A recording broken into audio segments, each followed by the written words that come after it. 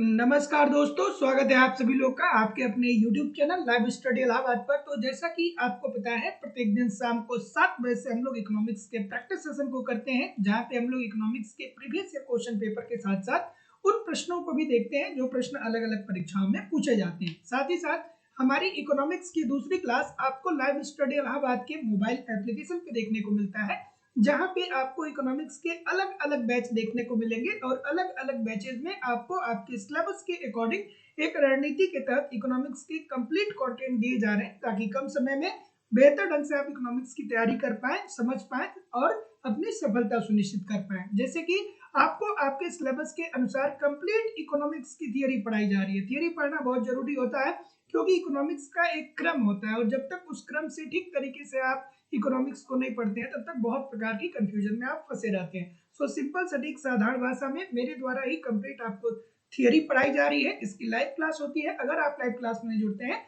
तो बाद में आपको रिकॉर्डेड क्लास भी मिल जाता है। यहाँ पे आपको कंप्लीट इकोनॉमिक्स के नोट्स भी दिए जा रहे हैं। मेरी खुद की हैंड राइटिंग का मैं नोट्स आप लोगों को प्रोवाइड करा रहा हूँ, ताकि आप एक तरफ थियरी को देखते रहिए और दूसरी तरफ नोट्स के माध्यम से रिवीजन करते रहिए। आपको यहाँ पे टेस्ट सीरीज भी दिया जा रहा है। सप्ताह में एक टेस्ट जरूर दीजिए। जब टेस्ट आप देंगे तो आपको बात समझ में आएगी कि गलती कहाँ पे हो रही है, गलती क्यों हो रही है, उसमें सुधार करिए, फिर अगला टेस्ट दीजिए, जिससे आपकी एक्यूरेसी बेहतर हो पाए। आपको यहाँ पे प्रीवियस ईयर के क्वेश्चन पेपर भी दिए जा रहे हैं।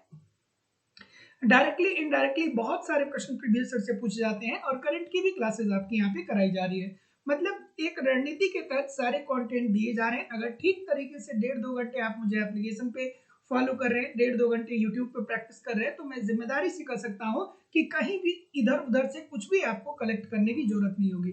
लाइफ टाइम की लाइफ टाइम की वैलिडिटी के साथ एडमिशन फीस केवल और केवल 2000 रुपए है। तो जो लोग भी एडमिशन लेना चाहते हैं, डिस्क्रिप्शन बॉक्स में जाइए, लाइव स्टडी इलाहाबाद के मोबाइल एप्लीकेशन का लिंक मिल जाएगा। एप्लीकेशन को डाउनलोड कर लीजिए और जिस परीक्षा की भी आप तैयारी कर रहे हैं, उस परीक्षा का डायरेक्ट कोर्स वहां से परचेज कर सकते हैं। या किसी भी प्रकार की इंक्वायरी के लिए आप मुझे इस नंबर पे कॉल कर सकते हैं या व्हाट्सएप मैसेज कर सकते हैं। आपको इकोनॉमिक्स के सभी बैच मिल जाएंगे, जैसे उत्तर प्रदेश में TGT, PGT, GIC lecturer, LT grade. Bihar में आपको टीआरई 4.0, 5.0 का बैच मिल जाएगा। बिहार में सेट का बैच मिल जाएगा। मध्य प्रदेश में वर्ग 1, मध्य प्रदेश में वर्ग 2, मध्य प्रदेश में वर्ग 3, मध्य प्रदेश में सेट के लिए अलग अलग बैच मिल जाएंगे। उत्तराखंड में प्रवक्ता के लिए, उत्तराखंड में अर्थात लेक्चरर के लिए, उत्तराखंड में एलटी ग्रेड के लिए, यूजीसी नेट, छत्तीसगढ़ में सेट के लिए, Jharkhand TGT, Jharkhand TGT D plus भी, अलग अलग राज्यों में असिस्टेंट प्रोफेसर, एमबीएस, केबीएस और अन्य परीक्षाओं के भी बैच आपको एप्लीकेशन पे मिल जाएंगे।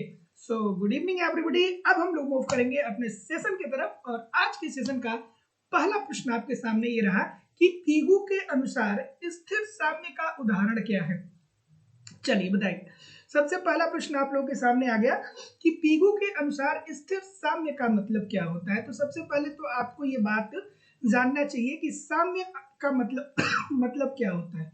साम्य का मतलब क्या होता है। साम्य को हम और किस नाम से जानते हैं? संतुलन की अवस्था कहते हैं। इसे ही हम क्या बोलते हैं? संतुलन की अवस्था। संतुलन की अवस्था, साम्य को ही संतुलन की अवस्था कहते हैं। और संतुलन अर्थात साम्य का मतलब ये होता है कि जिसमें परिवर्तनहीनता पाई जाती है।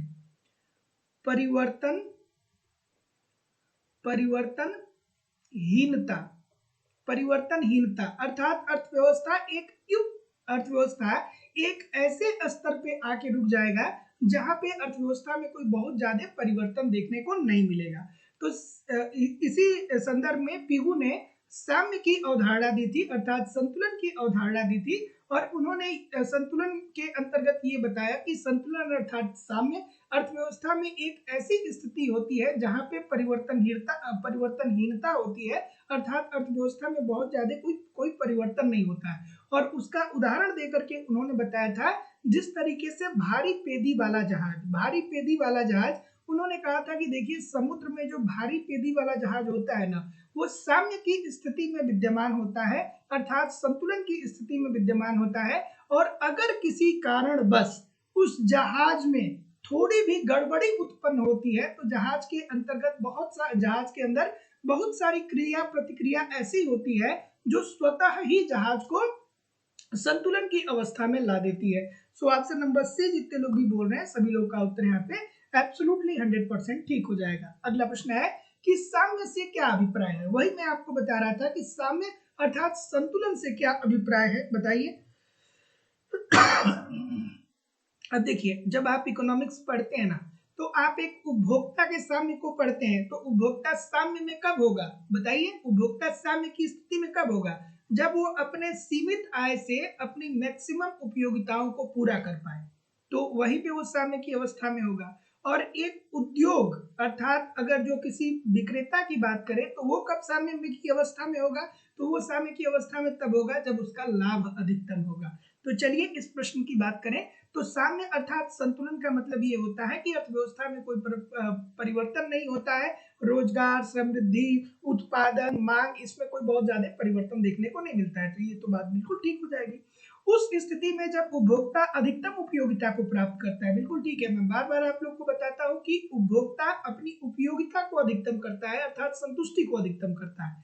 और उस स्थिति में जब उत्पादन न्यूनतम लागत पे होता है, अर्थात एक उत्पादन करता है न्यूनतम लागत पर वस्तु को ज्यादा बेचता है। तो जितने लोग भी ऑप्शन नंबर डी बोल रहे हैं, सभी लोग का उत्तर सही हो जाएगा, उपरोक्त सभी। अगला प्रश्न है, आंशिक संतुलन दृष्टिकोण को कहते हैं। एक आप लोगों से पेपर में पूछा जाता है कि आंशिक संतुलन दृष्टिकोण क्या होता है, और दूसरा पूछा जाता है कि सामान्य संतुलन दृष्टिकोण किसने दिया।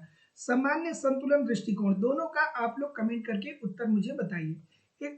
एक आंशिक संतुलन और दूसरा सामान्य संतुलन। ठीक है, चलिए। तो देखिए, जब आंशिक संतुलन की बात होगी ना, तो वहां पे हम किसी एक यूनिट का अध्ययन करेंगे अर्थात एक इकाई का अध्ययन करेंगे। जैसे मान लीजिए कि कोई एक व्यक्ति है, कोई क्या है, एक व्यक्ति है। अब ये व्यक्ति बाजार में किस तरीके से व्यवहार कर रहा है, इसका जब हम लोग अध्ययन करेंगे तो इसे आंशिक संतुलन कहा जाएगा। ठीक है, तो आंशिक संतुलन का मतलब ये होता है कि बाजार में आप किसी एक इकाई का अध्ययन कर रहे हैं।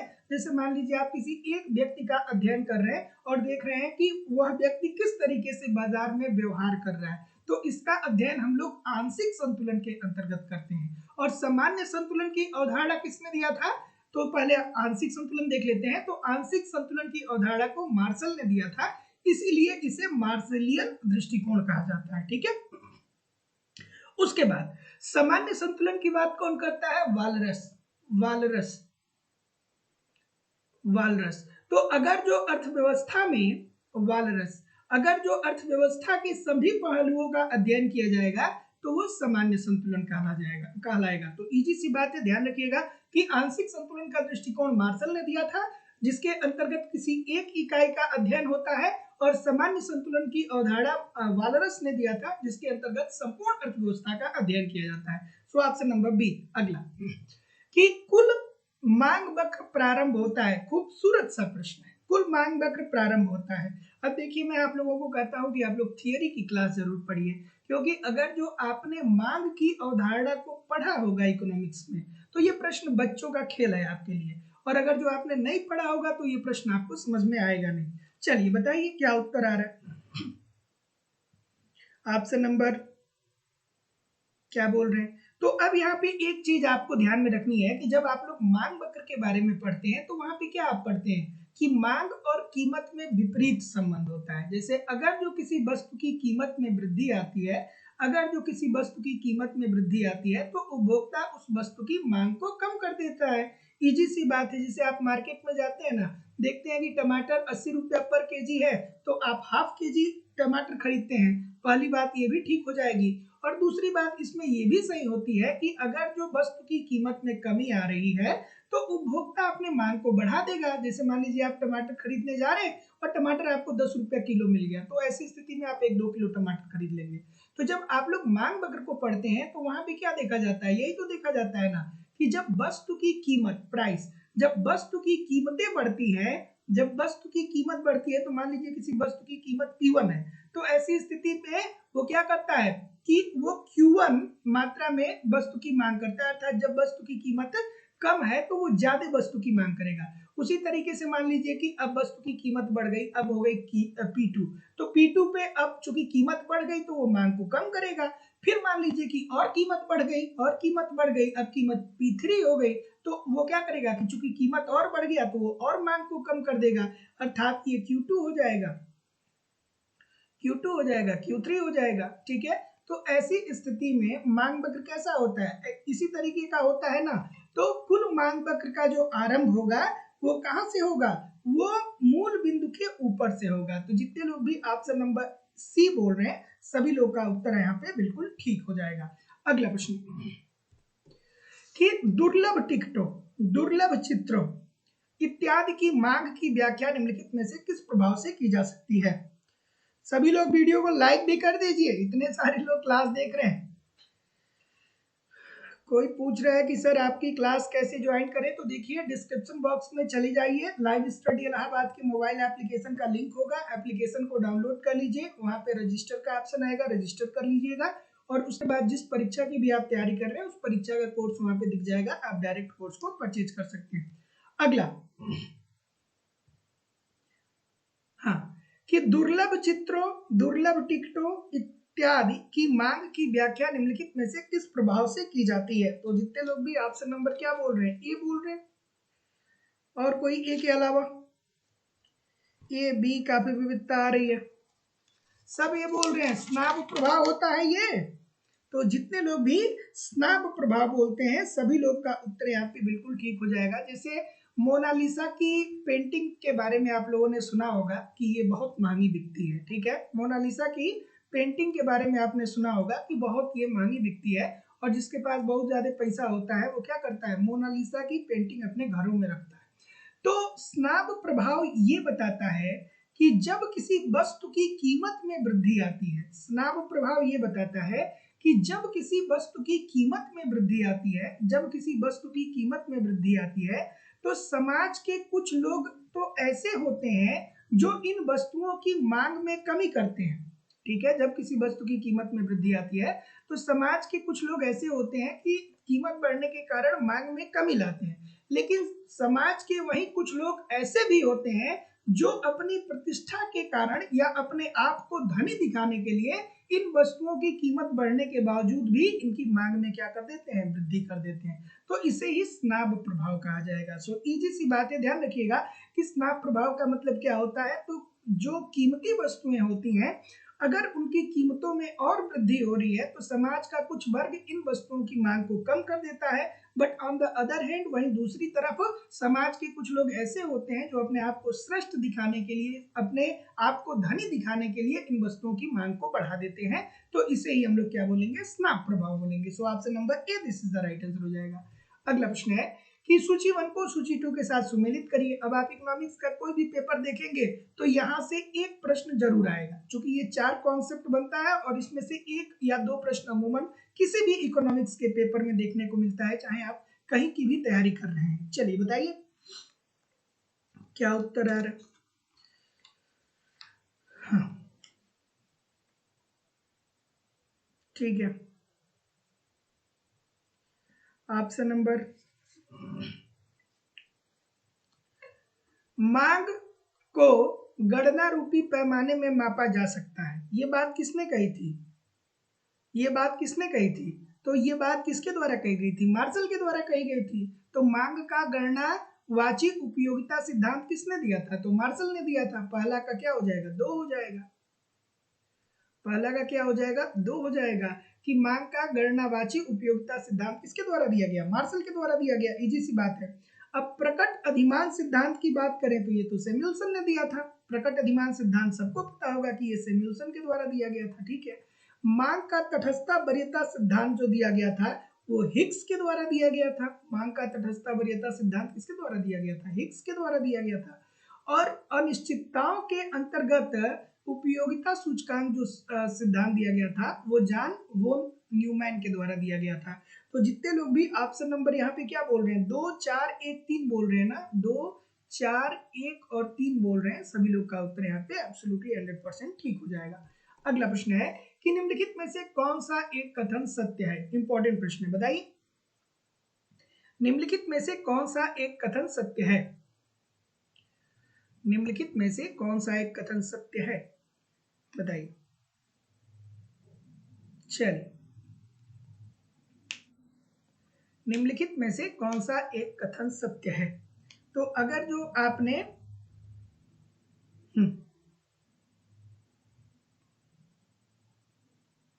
ठीक है, तो एक बात आप लोगों के पेपर में बार बार पूछा जाता है कि व्युत्पन्न मांग का अर्थ क्या होता है। ठीक है, बार बार आप लोगों के पेपर में ये प्रश्न पूछा जाता है कि व्युत्पन्न मांग का मतलब क्या होता है। व्युत्पन्न मांग का मतलब क्या होता है? तो व्युत्पन्न मांग का मतलब ये होता है कि जब एक वस्तु की कीमत में वृद्धि होती है, ठीक है, या एक वस्तु की मांग में वृद्धि होती है। कोई एक वस्तु है, जैसे हम आपसे ये कहें कि कार की मांग में वृद्धि हो रही है, कार की मांग में वृद्धि हो रही है, तो जैसे टाटा कंपनी है वो कार बनाती है, ठीक है, किया कंपनी जो है वो कार बनाती है, मतलब कार बनाने वाली बहुत सारी कंपनियां हैं। लेकिन आप देखते हैं कि अक्सर जो कार में टायर लगा होता है वो किसका लगा होता है? एमआरएफ का लगा होता है, एमआरएफ का लगा है। ठीक है, तो इसका मतलब ये है कि कार उद्योग में जब कार की मांग में वृद्धि होगी तो फिर टायर की भी मांग में वृद्धि होगी, अर्थात टायर उद्योग में भी क्या होगा कि टायर की मांग में वृद्धि होगी। जैसे मान लीजिए कि भारत के लोग अगर जो ज्यादा कार खरीदते हैं, कार की मांग में वृद्धि होती है, तो अब कार बनाने वाली कंपनियां भैया टायर खरीदेंगी ना, वो एमआरएफ से टायर ले लेंगी, क्योंकि भैया कार में जितने भी प्रोडक्ट लगते हैं वो अलग अलग कंपनियों के ही होते हैं। इंजन जो होता है वही एक तरीके से आप कह सकते हैं कि वो मेन कंपनी का होता है, लेकिन बाकी अगर जो कार उद्योग में कार की मांग बढ़ती है तो कार की मांग बढ़ने के कारण एक उद्योग में अगर जो मांग बढ़ रही है, कार उद्योग में कार की मांग बढ़ रही है, तो टायर उद्योग में टायर की भी मांग बढ़ जाएगी। क्यों? क्योंकि भैया कार आप अगर जो बेच रहे हैं तो उस कार में टायर भी तो लगेगा ना, तो जब कार की मांग बढ़ेगी तो टायर की भी मांग बढ़ जाएगी। इसे ही व्युत्पन्न मांग कहा जाता है। अर्थात उसी से ये प्रश्न बना हुआ है कि यदि एक वस्तु की मांग अधिक है तो साधन की मांग भी क्या होगी? अधिक होगी। और साधन की मांग कौन होंगे कि एक वस्तु का आप उत्पादन बढ़ा रहे हैं तो उससे दूसरी वस्तु की भी उत्पादन में वृद्धि होगी। So option number B this is the right answer हो जाएगा। अगला प्रश्न है, मांग का संकुचन जो होता है तब। अब देखिए, चार टर्म में आप लोगों को बार बार बताता हूं कि मांग में वृद्धि, मांग में कमी, मांग का विस्तार, मांग में संकुचन, ये क्या होता है? चलिए आराम से बताइएगा, ठीक है। तो देखिए, चार टर्म ध्यान से कॉपी पेन हो तो लिख लीजिए, मैं एक एक लाइन में बता रहा हूं, चारों टर्म लिख लीजिए क्योंकि यहां से प्रश्न पूछता है आपकी परीक्षा में। सबसे पहला पूछा जाता है कि मांग में वृद्धि क्या होता है? मांग में वृद्धि क्या होता है? तो मांग में वृद्धि होने का मतलब ये होता है कि आपकी वस्तु की कीमत स्थिर है, वस्तु की कीमत स्थिर है, लेकिन आपकी आय में वृद्धि हो जा रही है, आय में वृद्धि हो रही है, लेकिन वस्तु की कीमत क्या है? स्थिर है, वस्तु की कीमत स्थिर है। तो अब आपके पास ज्यादा आय हो रहा है तो आप ज्यादा वस्तुओं की मांग को कर रहे हैं, तो इससे हम लोग क्या बोलेंगे कि वस्तु की मांग में वृद्धि हो गई। ठीक है, तो मांग में वृद्धि का मतलब ये होता है कि वस्तु जो बाजार में वस्तुएं हैं उसकी कीमत स्थिर है, लेकिन आपकी आय में वृद्धि हो गई है, तो अब आप ज्यादा पैसा प्राप्त कर रहे हैं तो ज्यादा वस्तुओं को परचेज कर पाएंगे, तो इसे हम लोग बोलेंगे मांग में वृद्धि। ठीक है, इसे हम लोग क्या बोलेंगे? मांग में वृद्धि। दूसरा होता है मांग में कमी। क्या होता है? मांग में कमी। मांग में कमी, तो मांग में कमी का मतलब ये होता है कि अब आपकी आय में कमी आ गई, ठीक है, और वस्तु की कीमत क्या है? स्थिर है। अब आपकी आय कम हो गई और पहले जितने रुपए की वस्तु मार्केट में मिल रही थी उतनी ही रुपए की अभी भी मिल रही है, तो जाहिर सी बात है कि अब आपकी आय कम हो गई तो आप मांग को कम कर देंगे, तो इसे हम लोग क्या बोलते हैं? मांग में कमी बोलते हैं। तीसरा आपसे प्रश्न पूछा जाता है कि मांग में विस्तार का मतलब क्या होता है? मांग में विस्तार का मतलब क्या होता है? तो मांग में विस्तार का मतलब ये होता है कि अब यहाँ पे आपकी जो आय है वो स्थिर रहेगी, आय स्थिर रहेगी, लेकिन चूंकि वस्तु की कीमत कम हो जाएगी, तो जब आय वही रहेगी और वस्तु की कीमत कम हो जाएगी तो जाहिर सी बात है कि आप मांग को बढ़ा देंगे। तो इस प्रकार से जब मांग बढ़ेगा तो उसे हम कहेंगे मांग में विस्तार। और चौथा टर्म इसमें पूछा जाता है कि मांग में संकुचन का मतलब क्या होता है। मांग में संकुचन का मतलब क्या होता है, जो इस प्रश्न में पूछा गया है, इस प्रश्न में पूछा गया है। तो मांग में संकुचन का मतलब ये होता है कि आपकी आय वही है, आपकी आय स्थिर है, लेकिन वस्तु की कीमत जो है वो बढ़ गई है। तो जब आपकी आय वही रहेगी और वस्तु की कीमत बढ़ जाएगी तो जाहिर सी बात है कि वस्तु की मांग में कमी आ जाएगी। तो इसे ही हम लोग क्या बोलेंगे, मांग में संकुचन। अर्थात मांग में संकुचन का मतलब ये होता है कि संबंधित वस्तु की कीमत में क्या हो गई है, वृद्धि हो गई है और आपका आय स्थिर है। सो जितने लोग भी ऑप्शन नंबर बी बोल रहे हैं सभी लोग का उत्तर ठीक है। इस 4 टर्म में से एक प्रश्न आपके पेपर में निश्चित तौर पे देखने को मिलता है कि मांग में वृद्धि, मांग में कमी, मांग में विस्तार, मांग में संकुचन क्या होता है। तो जब मांग में वृद्धि या कमी की बात होती है तो वहां पे आय परिवर्तित होता है, और जब मांग में विस्तार और संकुचन की बात होती है तो वहां पे कीमत परिवर्तित होता है। So option number B. अगला, यदि मांग वक्र आयताकार अति प्रबलय हो तो वक्र प्रत्येक बिंदु बाईं से दाहिनी ओर दर्शाता है। अच्छा सा प्रश्न है, बताइए।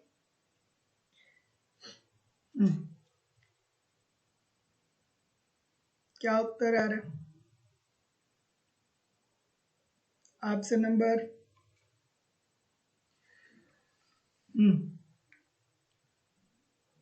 इजी सी बात है।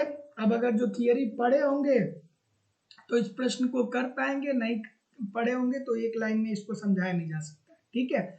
सो ऑप्शन नंबर जितने लोग भी सी बोल रहे हैं, कुल स्थिर व्यय, सभी लोग का उत्तर यहाँ पे बिल्कुल ठीक हो जाएगा कि यदि मांग वक्र आयताकार अति प्रबलय होता है तो वक्र प्रत्येक बिंदु पर बाईं से दाहिनी ओर क्या प्रदर्शित करता है कि जो कुल स्थिर व्यय है वो आपका स्थिर है। सो जितने लोग भी यहाँ पे क्या होता, हाँ यहाँ पे क्या होता है, वस्तु का मूल्य होता है, यहाँ पे वस्तु का मूल्य होता है और यहाँ पे वस्तु का मूल्य अर्थात P होता है और यहाँ पे Q होता है अर्थात वस्तु की मांगी गई मात्रा। सो option number see this is the right answer हो जाएगा। अगला, विकुंचित मांग वक्र मॉडल के अंतर्गत अल्पाधिकारी बात करते हैं। अब विकुंचित मांग वक्र की अगर जो बात करें तो ये किससे संबंधित है, अल्पाधिकार से संबंधित है। अल्पाधिकार क्या होता है, अल्पाधिकार बाजार की एक ऐसी स्थिति होती है जहाँ पे कुछ विक्रेता होते हैं, थोड़े विक्रेता होते हैं, 2 से ज्यादा विक्रेता होते हैं, 10 से कम विक्रेता होते हैं, यही तो होता है ना अल्पाधिकार। तो अल्पाधिकार के अंतर्गत विकुंचित मांग वक्र की अवधारणा जो दिया गया था वो किसने दिया था, पाल स्वीजी साहब ने दिया था, पाल स्वीजी साहब ने दिया था। ठीक है, पाल स्वीजी ने, जिसके अंतर्गत उन्होंने क्या कहा कि जो अल्पाधिकारी होते हैं वो आपस में परस्पर निर्भरता को स्वीकार करते हैं। जैसे यहीं पे अल्पाधिकार के अंतर्गत ही तो कार्टेल का निर्माण होता है, और कार्टेल क्या होता है, कार्टेल स्वतंत्र फर्मों का संगठन होता है जो निर्धारित करता है कि वस्तु की कीमत क्या होगी। उसके बाद कपट संधि नहीं करते हैं, बात ये भी ठीक है, और कीमतों को स्थिर रखने का प्रयास करते हैं ताकि नई फर्म उद्योग में एंट्री ना कर पाए। तो जितने लोग भी ऑप्शन नंबर डी बोल रहे हैं ठीक बोल रहे हैं। इसमें एक प्रश्न पूछा जाता है कि ऊपर वाला वक्र कैसा होता है, विकुंचित मांग वक्र के अंतर्गत ऊपर वाला वक्र कैसा होता है, तो ऊपर वाला वक्र लोचदार होता है, ऊपर वाला वक्र लोचदार होता है और नीचे वाला वक्र कैसा होता है, बेलोचदार, बेलोचदार होता है। तो जितने लोग भी ऑप्शन नंबर डी बोल रहे हैं ठीक बोल रहे हैं। अगला प्रश्न है कि गिफिन वस्तुएं संबंधित होती हैं। गिफिन वस्तुएं किससे संबंधित होती हैं, बताइए। गिफिन वस्तुएं संबंधित होती हैं, किससे संबंधित होती हैं, तो ये बच्चों वाला प्रश्न आ गया है कि नहीं है।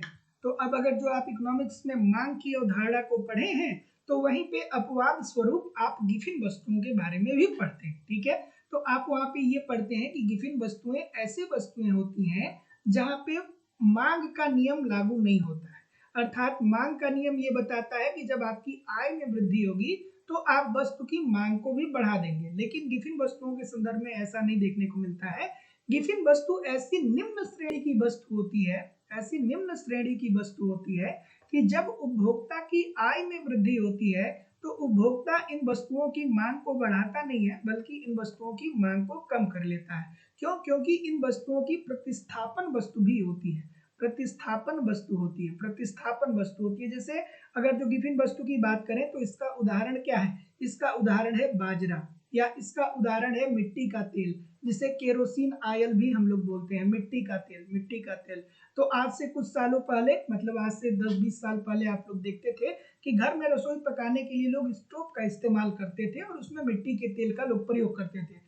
लेकिन उसकी जगह पे जैसे जैसे अर्थव्यवस्था में लोगों की आय में वृद्धि हुई, लोगों ने रसोई पकाने के लिए गैस सिलेंडर का प्रयोग करने लगे, लोग गैस सिलेंडर का प्रयोग करने लगे और मिट्टी के तेल की मांग को वो कम कर दिए। तो विभिन्न वस्तुएं जो होती हैं वो क्या होती है, घटिया वस्तुओं से संबंधित होती है, इंफीरियर वस्तुओं से संबंधित होती है। Option number B this is the right answer हो जाएगा। अगला प्रश्न है कि दो तटस्थ वक्र एक दूसरे को नहीं काटते हैं, ऐसा क्यों है भाई? दो तटस्थ वक्र एक दूसरे को नहीं काटते हैं, क्यों नहीं काटते हैं? ठीक है, ठीक है। तटस्थ वक्र क्या बताता है? तटस्थ वक्र संतुष्टि के एक निश्चित स्तर को बताता है। संतुष्टि के क्या बताता है? एक निश्चित स्तर को बताता है। और ये एक दूसरे को क्यों नहीं काटते हैं? इसलिए नहीं काटते हैं कि दोनों समान संतुष्टि नहीं प्रदान करते हैं। तो जितने लोग भी ऑप्शन नंबर ए बोल रहे हैं, सभी लोग का उत्तर ठीक हो जाएगा कि दो तटस्थ वक्र एक दूसरे को क्यों नहीं काटते हैं? तो इसलिए नहीं काटते हैं क्योंकि दोनों समान संतुष्टि नहीं प्राप्त करते हैं। क्यों? क्योंकि प्रत्येक तटस्थ वक्र संतुष्टि के एक संतुष्टि के एक निश्चित स्तर को प्रकट करता है और ऊपर वाला वक्र नीचे वाले वक्र की अपेक्षा ज्यादा संतुष्टि प्रदान करता है। So option number A this is the right answer हो जाएगा। अगला प्रश्न है कि एक तटस्थ वक्र पर विभिन्न संयोग दर्शाते हैं। अच्छा सा प्रश्न है, बताइए। एक तटस्थ वक्र पर विभिन्न संयोग दर्शाते हैं, ठीक है।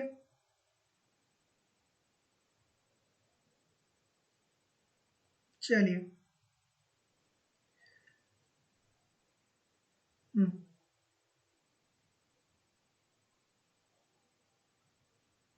तो तटस्थ वक्र क्या बताता है? ठीक है, अभी मैं आपसे यही बात कर रहा था कि तटस्थ वक्र पर विभिन्न संयोग समान संतुष्टि को दर्शाते हैं। ठीक है, समान संतुष्टि को दर्शाते हैं, इसीलिए वो एक दूसरे को नहीं काटते हैं। ठीक है,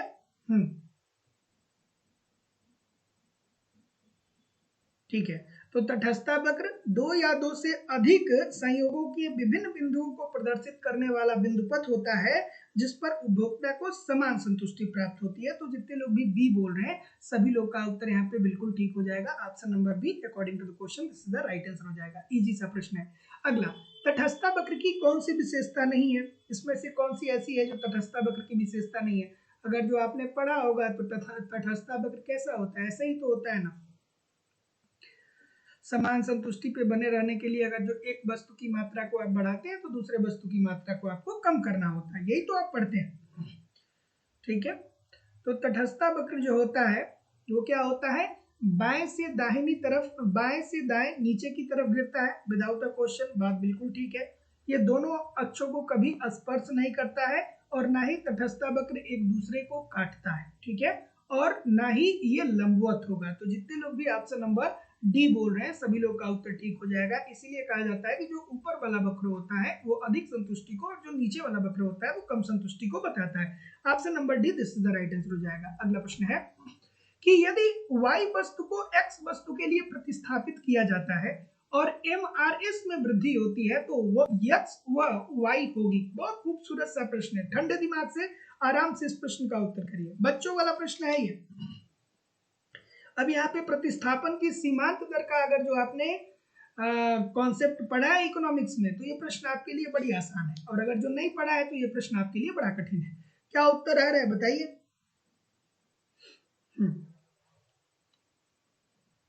चलिए,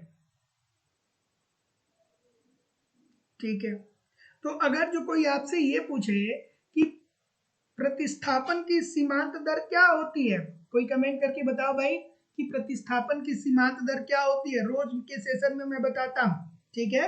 तो प्रतिस्थापन की सीमांत दर वह दर होती है जिस पर एक उपभोक्ता उपयोगिता के समान स्तर को बनाए रखने के लिए एक वस्तु की मात्रा को क्या करता है? त्याग करता है। तो जितने लोग भी ऑप्शन नंबर क्या बोल रहे हैं इस प्रश्न का, डी बोल रहे हैं ना, सभी लोगों का उत्तर यहाँ पे बिल्कुल ठीक हो जाएगा कि यदि x वस्तु यदि y वस्तु को x वस्तु के लिए प्रतिस्थापित किया जाता है तो MRS में वृद्धि जो होगी वो वस्तु x और y में होगी। जैसा कि आप देखते हैं पूरक वस्तु, पूरक वस्तुएं बार बार मैं आप लोगों को रोज बताता हूं कि पूरक वस्तुएं ऐसी वस्तुएं होती हैं जो जिन्हें संयुक्त वस्तु भी कहा जाता है और जो एक दूसरे के बिना अस्तित्वहीन होती है। जैसे हम आपसे बात करते हैं कि कार है तो अगर जो कार की कीमत में क्या होती है, कार की कीमत में वृद्धि होती है तो इकोनॉमिक्स हमें बताता है कि जब वस्तु की कीमत बढ़ेगी तो उस वस्तु की मांग कम हो जाएगी। तो जब कार की मांग कम हो जाएगी भैया तो ऐसी स्थिति में लोग पेट्रोल की मांग क्यों करेंगे, पेट्रोल की भी मांग कम हो जाएगी। तो जितने लोग भी ऑप्शन नंबर क्या बोल रहे हैं, डी बोल रहे हैं, ठीक बोल रहे हैं। अगला प्रश्न है कि एक वस्तु की कीमत में कमी होने पर उपभोक्ता की वास्तविक आय पर क्या असर पड़ेगा। अच्छा सा प्रश्न है, खूबसूरत सा प्रश्न है, बताइए भाई। चलिए, मान सिंह जी, रोशनी जी, प्रेमलता कुमारी जी, मंजुला शर्मा जी, प्रियम मिश्रा जी, रितिका यादव जी, सर्वेश जी, लक्ष्मी जी, ज्योति चौरसिया जी, खुशी राठौर जी, सर्वेश जी, तस्नीम खान जी, भगवंती जी, ठीक है विकी जी। बहुत तेजी से सबका उत्तर आ रहा है, सबका नाम पढ़ना पॉसिबल नहीं है लेकिन सभी लोग वीडियो को लाइक और शेयर कर दिया करो यार। इतने सारे लोग क्लास देख रहे हैं फिर भी लाइक की संख्या बहुत कम है। एक लाइन में बताऊंगा, पूरी जिंदगी भर आपको ये प्रश्न याद रहेगा, ठीक है। अब ये क्या कह रहा है कि किसी वस्तु की कीमत में कमी होने के कारण उपभोक्ता की वास्तविक आय पर क्या असर पड़ता है। तो जैसे मान लीजिए दो कंडीशन ले लीजिए पहला, जब अभी कीमत में परिवर्तन नहीं हुआ है तो मान लीजिए कि अगर जो आपकी आय 100 रुपए है, आपकी आय इनकम जो है वो 100 रुपए है और किसी वस्तु को आप परचेज कर रहे हैं, मान लीजिए कोई वस्तु एक्स है और उस वस्तु की कीमत 10 रुपया है, तो ऐसी स्थिति में कितनी इकाई उस वस्तु की परचेज कर पाएंगे आप। तो आप कहेंगे कि सर जी 100 रुपए हमारी इनकम है और एक वस्तु चूंकि 10 रुपए की मिल रही है तो हम 10 वस्तु को खरीद पाएंगे, ठीक है। लेकिन अब देखिए, अब दूसरी कंडीशन आती है जब वस्तु की कीमत में कमी आती है, आय स्थिर ही रहेगा, आय स्थिर ही रहेगा, अर्थात अभी भी आपके पास 100 रुपए ही है। ये क्या कर रहा है कि आय स्थिर वास्तविक कीमत में कमी आ रही है, मतलब आय स्थिर है आपका। तो अभी भी अगर जो आपके पास 100 रुपए है लेकिन एक्स वस्तु की कीमत अब 10 रुपए की जगह पे मात्र 5 रुपए में मिल जा रहा है, तो अब इसी 100 रुपए से आप क्या करेंगे कि 20 वस्तुओं को खरीद पाएंगे, 20 इकाई किसी भी वस्तु को खरीद पाएंगे। इसका मतलब है कि पहले जो 100 रुपए में आप 10 वस्तु को खरीद रहे थे, अब 100 रुपए में आप 20 वस्तु को खरीद रहे हैं। इसका मतलब कि आपकी जो वास्तविक आय है इसमें वृद्धि देखने को मिली है। सो ऑप्शन नंबर 20 जितने लोग भी बोल रहे हैं सभी लोग का उत्तर यहाँ पे एब्सोल्युटली 100% ठीक हो जाएगा।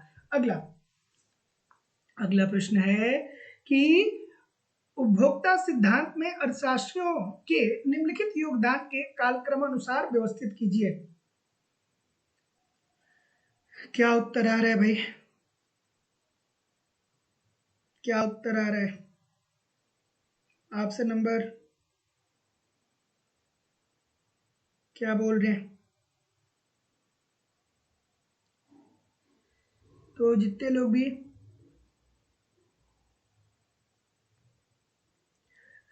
भी क्या बोल रहे हैं? उपभोक्ता सिद्धांत में अर्थशास्त्रियों के निम्नलिखित योगदान को कालक्रमानुसार व्यवस्थित करिए। व्यवस्थित करिए भाई, व्यवस्थित करिए।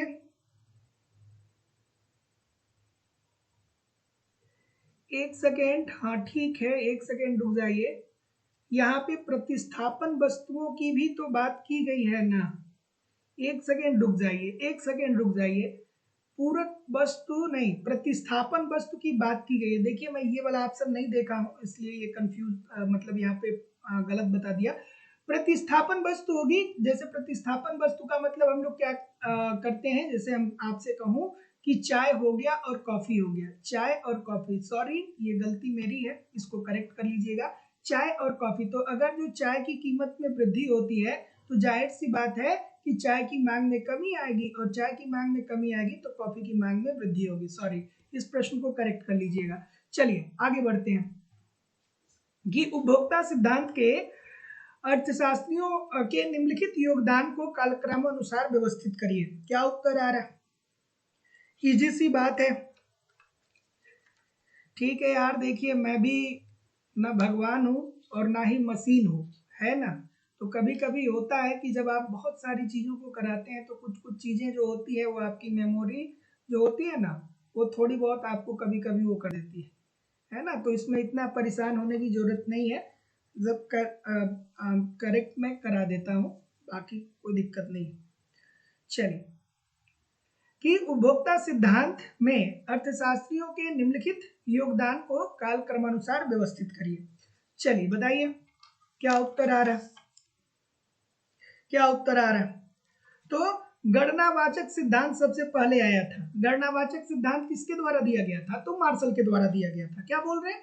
गणनावाचक सिद्धांत किसके द्वारा दिया गया था? कि उपयोगिता को गणना रूपी पैमाने में मापा जा सकता है। ये बात सबसे पहले मार्शल के द्वारा बताई गई थी। ये सबसे पहले किसके द्वारा बताई गई थी? मार्शल के द्वारा बताई गई थी। उसके बाद उपयोगिता को एक क्रम में रखा जा सकता है। उपयोगिता का क्रमवाचक सिद्धांत किसने दिया? तो ये दिया गया था हिग्स के द्वारा। किसके द्वारा? हिग्स के द्वारा। और प्रकट अधिमान सिद्धांत तो सबको पता होना चाहिए, सैमुअल्सन साहब, सैमुअल्सन के द्वारा दिया गया था। और रैखिक व्यय प्रणाली की अगर जो बात करें तो नारवाल के द्वारा दिया गया था। नारवाल के द्वारा दिया गया था। सो ऑप्शन नंबर जितने लोग भी बी बोलेंगे सभी लोगों का उत्तर यहाँ पे एब्सोल्युटली 100% ठीक हो जाएगा। Option number B according to the question this is the right answer हो जाएगा। अगला प्रश्न है कि लैंड प्रॉब्लम इन इंडिया पुस्तक के लेखक कौन है? क्या उत्तर आ रहा है? लैंड प्रॉब्लम इन इंडिया के लेखक कौन है भाई, बताइए। और तैयारी कैसी चल रही है आप लोगों की? तैयारी कैसी चल रही है बताइए। लैंड प्रॉब्लम्स इन इंडिया पुस्तक के लेखक कौन है? और ये पुस्तक जो है वो भारत में भूमि सुधारों से संबंधित है। ठीक है, भारत में भूमि सुधार। ठीक है, लैंड प्रॉब्लम इन इंडिया, ये ये पुस्तक किसकी है?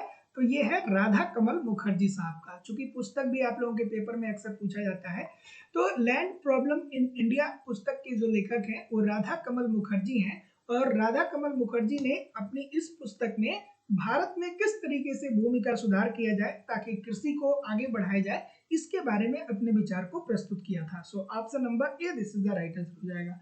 अगला, अन्य बातें समान रहने पर वितरण के सीमांत उत्पादकता सिद्धांत के अनुसार रोजगार बढ़ाने के लिए हमें क्या करना चाहिए? चलिए बताइए क्या उत्तर आ रहा है।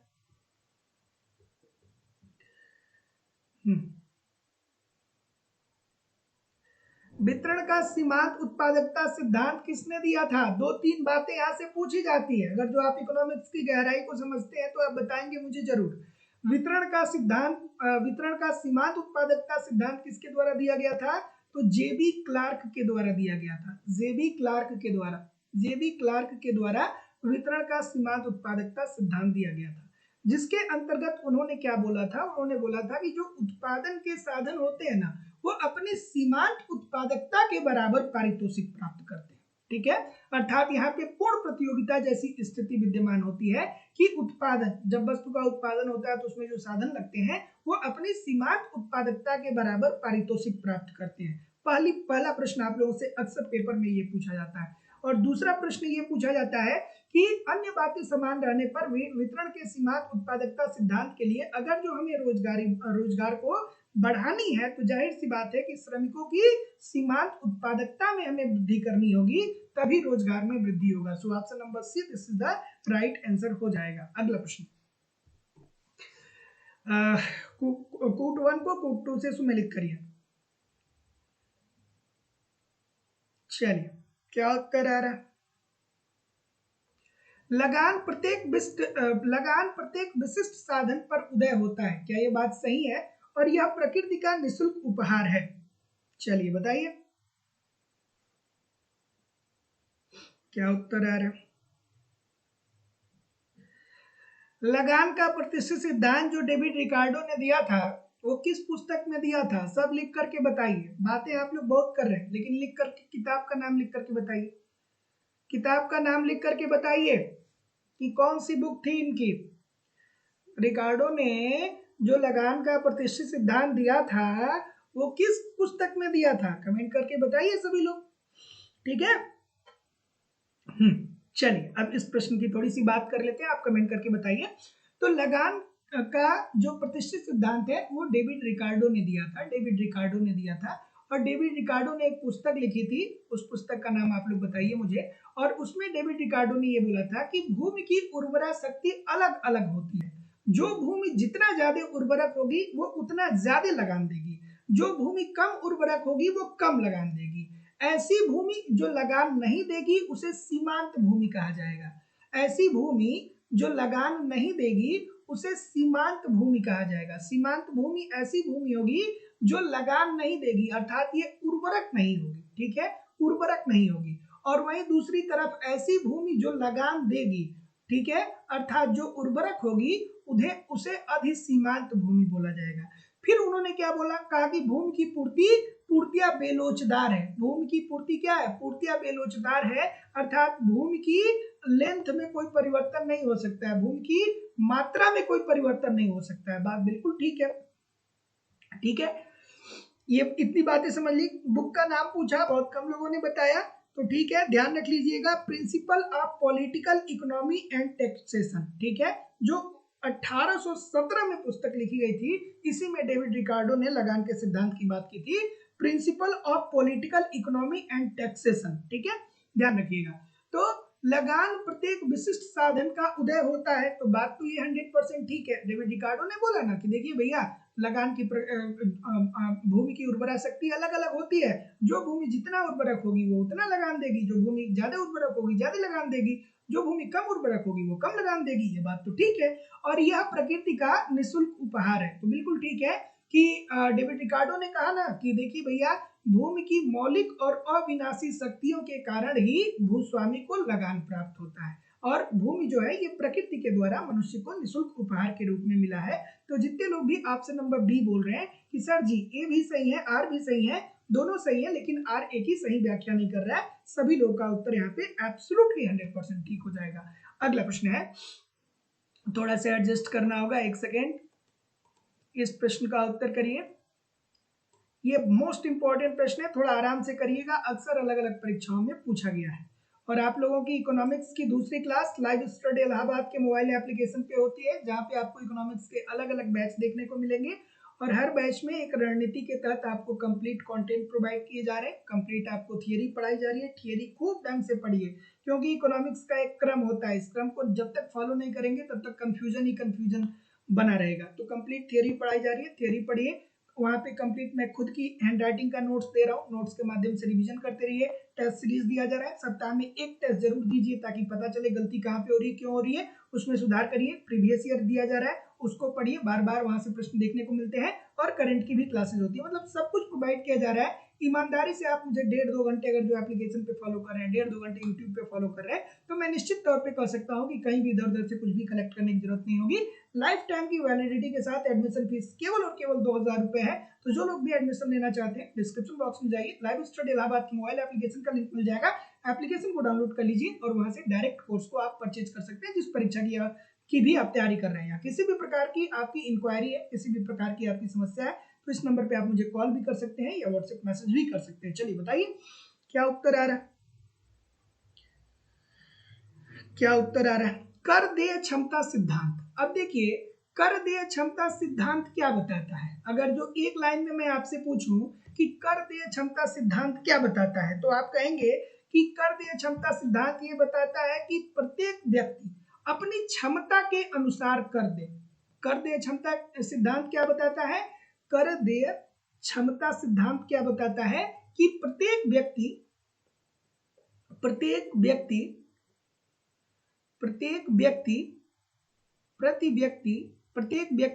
अपनी क्षमता के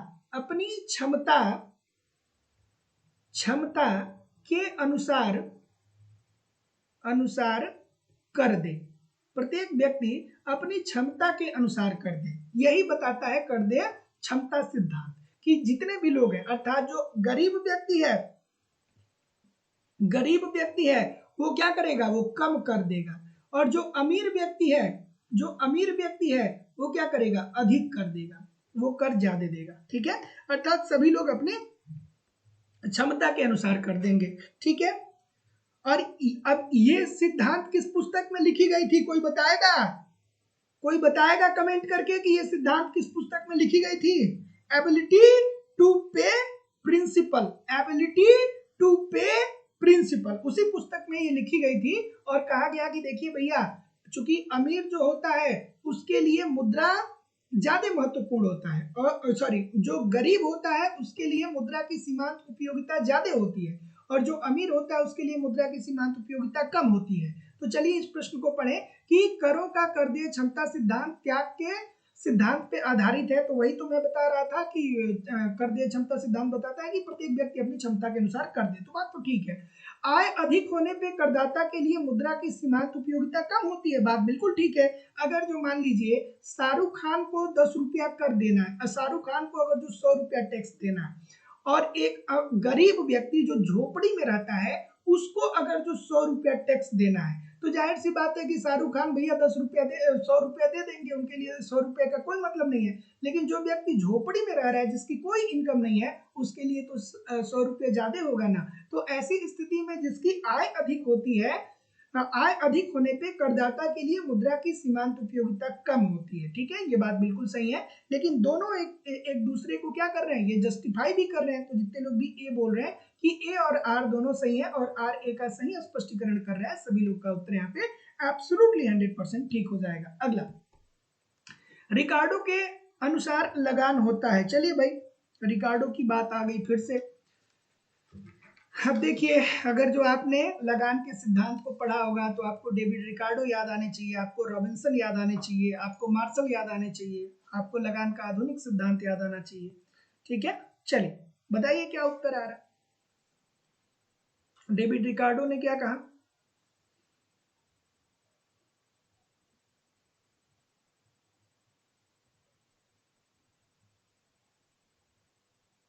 ठीक है। अब आपको यहाँ पे अगर जो रिकार्डो का एक स्टेटमेंट याद आना चाहिए, कई स्टेटमेंट उन्होंने दिया था जिसके अंतर्गत उन्होंने कहा था कि देखिए, लगान भूमि की मौलिक और अविनाशी शक्तियों के कारण भूस्वामी को प्रतिफल मिलता है। मतलब लगान जो है वो भूमि की मौलिक और अविनाशी शक्तियों के कारण भूमि की भूमि की मौलिक और अविनाशी शक्तियों के कारण ही जो भूस्वामी होता है वो लगान प्राप्त करता है। डेविड रिकार्डो ने ये बात कही। फिर उन्होंने एक बात और कही, उन्होंने क्या कहा कि अनाज का मूल्य इसलिए ऊंचा नहीं है क्योंकि लगान दिया जाता है, बल्कि लगान इसलिए दिया जाता है क्योंकि अनाज का मूल्य ऊंचा है। अर्थात ये किससे संबंधित हो जाएगा, लगान जो होता है आधिक्य न कि लागत होता है। लगान क्या होता है, एक आधिक्य होता है, न कि ये कोई लागत होता है। तो जितने लोग भी ये बोल रहे हैं सभी लोग का उत्तर यहाँ पे बिल्कुल ठीक हो जाएगा। फिर आपको याद आ जाना चाहिए कि सीमांत भूमि क्या होता है, अधिसीमांत भूमि क्या होता है, ये सारी चीजें आपके दिमाग में चलनी चाहिए। फिर याद आना चाहिए कि भूमि की पूर्ति पूर्तियां बेलोचदार होती है। फिर उन्होंने कहा कि अर्थव्यवस्था एक समय, अच्छा वही तो प्रश्न आ गया कि रिकार्डो ने भविष्यवाणी की थी कि अर्थव्यवस्था स्थिर अवस्था में पहुंच जाएगी। क्यों ऐसा होगा भाई बताइए। रिकार्डो ने भविष्यवाणी की कि अर्थव्यवस्था स्थिर अवस्था में पहुंच जाएगी। क्यों, तो इजी सी बात है, अभी मैं कुछ देर पहले बता ही रहा था। तो रिकार्डो ने कहा कि देखिए भैया, जब अर्थव्यवस्था में जनसंख्या बढ़ेगी, जब अर्थव्यवस्था में जनसंख्या बढ़ेगी, ठीक है, इसके कारण हम लोग क्या जाएंगे, आधुनिकता की तरफ जाएंगे, तकनीकी का प्रयोग करेंगे, तकनीकी का प्रयोग करके फिर हम लोग समृद्धि की तरफ जाएंगे। और जब समृद्धि की तरफ हम लोग चले जाएंगे तो ऐसी स्थिति में कृषि योग्य भूमि बचेगी ही नहीं। और जब कृषि योग्य भूमि बचेगी ही नहीं, तो चूंकि भूमि ही उत्पादन का एकमात्र साधन है, तो जब कृषि योग्य भूमि बचेगी नहीं तो ऐसी स्थिति में क्या होगा, अर्थव्यवस्था स्थिर अवस्था में पहुंच जाएगा। तो जितने लोग भी ऑप्शन नंबर ए बोल रहे हैं सभी लोग का उत्तर ठीक हो जाएगा। अगला प्रश्न है कि रिकार्डो के अनुसार उपज की कीमत बढ़ने से भूमि की कीमत अर्थात लगान पे क्या असर पड़ता है। अब फिर वो बात याद आनी चाहिए कि रिकार्डो ने कहा कि भूमि की उर्वरा शक्ति अलग अलग होती है, जो भूमि ज्यादा उर्वरक होगी वो ज्यादा लगान देगी, जो भूमि कम उर्वरक होगी वो कम लगान देगी। ऐसी भूमि जो उर्वरक नहीं होगी उसे सीमांत भूमि कहा जाएगा, ऐसी भूमि जो उर्वरक नहीं होगी उसे सीमांत भूमि कहा जाएगा, उर्वरक नहीं, उर्वरक नहीं होगी जो, उसे हम लोग क्या बोलेंगे, सीमांत भूमि बोला जाएगा और ये लगान नहीं देगी। ठीक है, अब ध्यान रखिएगा कि एग्जामिनेशन हॉल में आप बैठते हैं, एक बात और समझ लीजिए पहले, और फिर दूसरी जो भूमि होती है उसे अधिसीमांत भूमि बोलते हैं। अधिसीमांत मतलब जो अधिक्रिएट करता है, अर्थात जो उर्वरक होता है, अर्थात जो लगान देता है, उसे अधिसीमांत भूमि बोलते हैं। तो ध्यान रखिएगा, कंफ्यूज मत होइएगा, क्योंकि पेपर में बहुत सारे लोग कंफ्यूज हो जाते हैं। सीमांत, सीमांत मतलब उर्वरक नहीं है, जो लगान नहीं देगा, और अधि, अधि मतलब जो अधिक उत्पन्न हो रहा है, अर्थात ये उर्वरक होगा और ये लगान देगा। तो अधिसीमांत लगान देता है और सीमांत लगान नहीं देता है। तो रिकार्डो साहब क्या बोलते हैं, रिकार्डो के अनुसार उपज की कीमत, अर्थात भूमि की उर्वरा शक्ति जितनी ज्यादा होगी उतना ज्यादा लगान मिलेगा, भूमि की उर्वरा शक्ति कम होगी तो कम लगान मिलेगा, यही बात बताते हैं ना। तो अगर जो उपज की कीमत बढ़ेगी तो भूमि की कीमत पर क्या असर पड़ेगा, बढ़ जाएगा, अर्थात लगान में वृद्धि हो जाएगी। तो जितने लोग भी ये बोल रहे हैं ठीक बोल रहे हैं।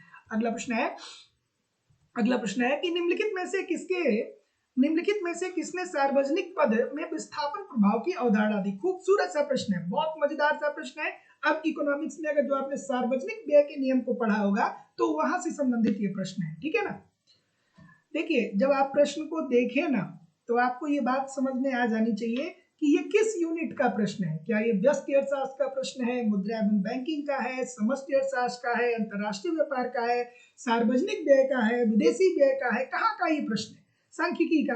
मतलब जो इकोनॉमिक्स के आपके 10 से 12 यूनिट बनते हैं तो आपको पता होना चाहिए। जैसे अगर जो इसकी बात करें तो ये लोक वित्त से बना हुआ प्रश्न है। ये किससे बना हुआ है, लोक वित्त के चैप्टर से बना हुआ प्रश्न है। तो लोक वित्त के अंतर्गत अगर जो आपने किसको पढ़ा होगा, वाइजमैन और पिकाक को पढ़ा होगा, तो वाइजमैन और पिकाक ने सार्वजनिक व्यय में विस्थापन प्रभाव की बात करते हैं। विस्थापन प्रभाव, वाइजमैन और पिकाक, इनका क्या कहना है।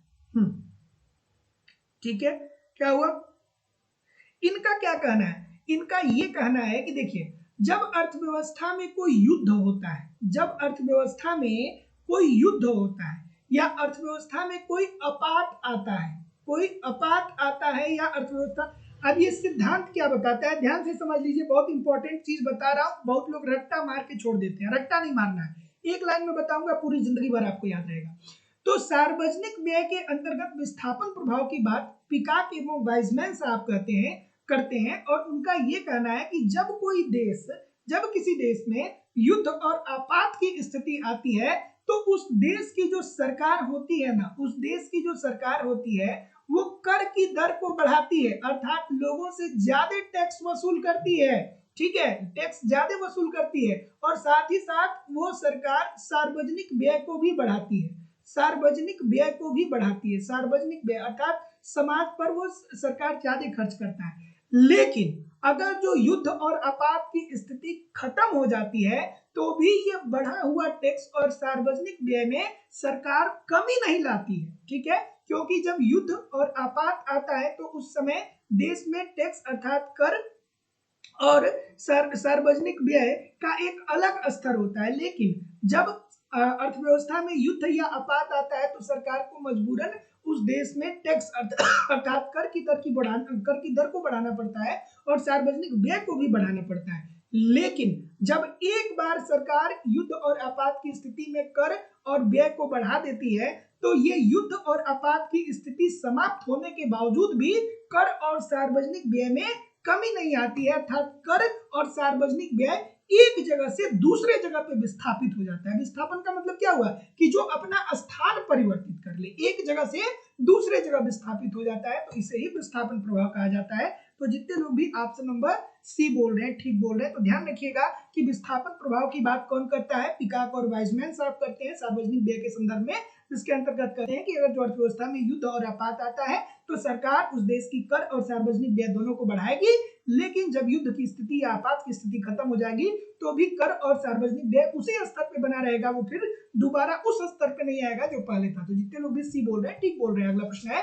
कि क्राउडिंग आउट प्रभाव को परिभाषित किया जाता है। मोस्ट इंपोर्टेंट प्रश्न है, बार बार अलग अलग परीक्षाओं में ये प्रश्न पूछा गया है। सभी लोग वीडियो को लाइक शेयर कर दो यार, इतने सारे लोग क्लास देख रहे हैं फिर भी लाइक की संख्या बहुत कम है, सभी लोग लाइक कर दीजिए। अगला प्रश्न है कि क्राउडिंग आउट इफेक्ट क्या बताता है।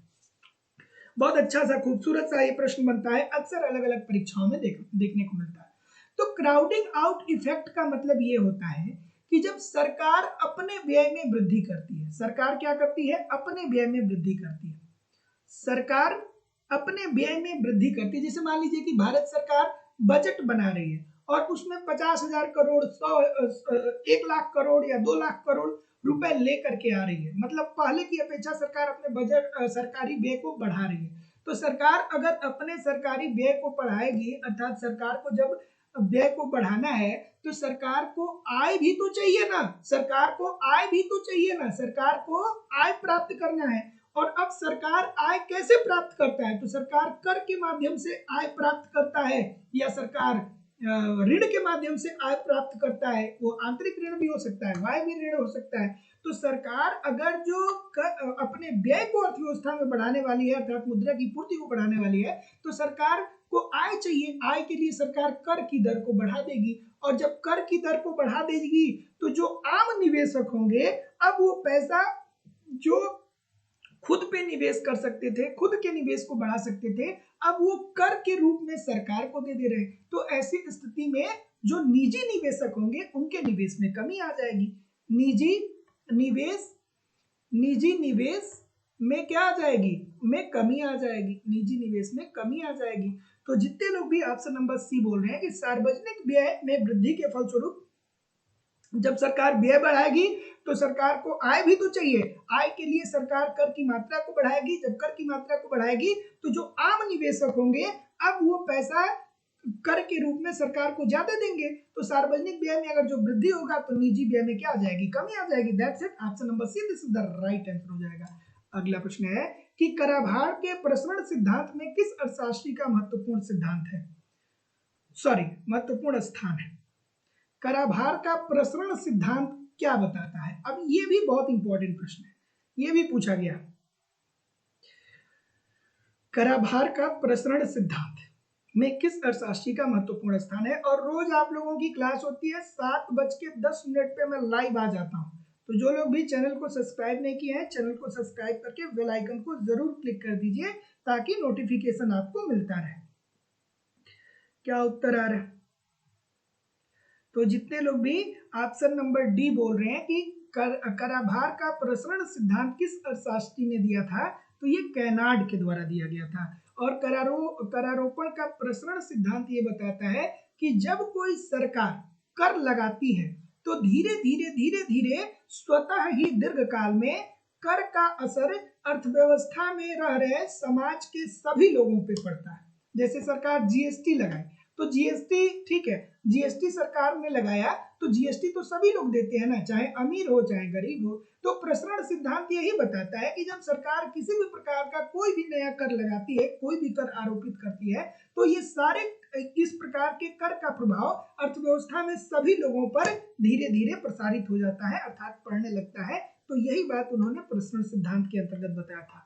अगला प्रश्न, सार्वजनिक व्यय को क्षतिपूरक व्यय के रूप में प्रयोग किया जाता है। अच्छा प्रश्न है, हाँ ठीक है। क्या उत्तर आ रहा है।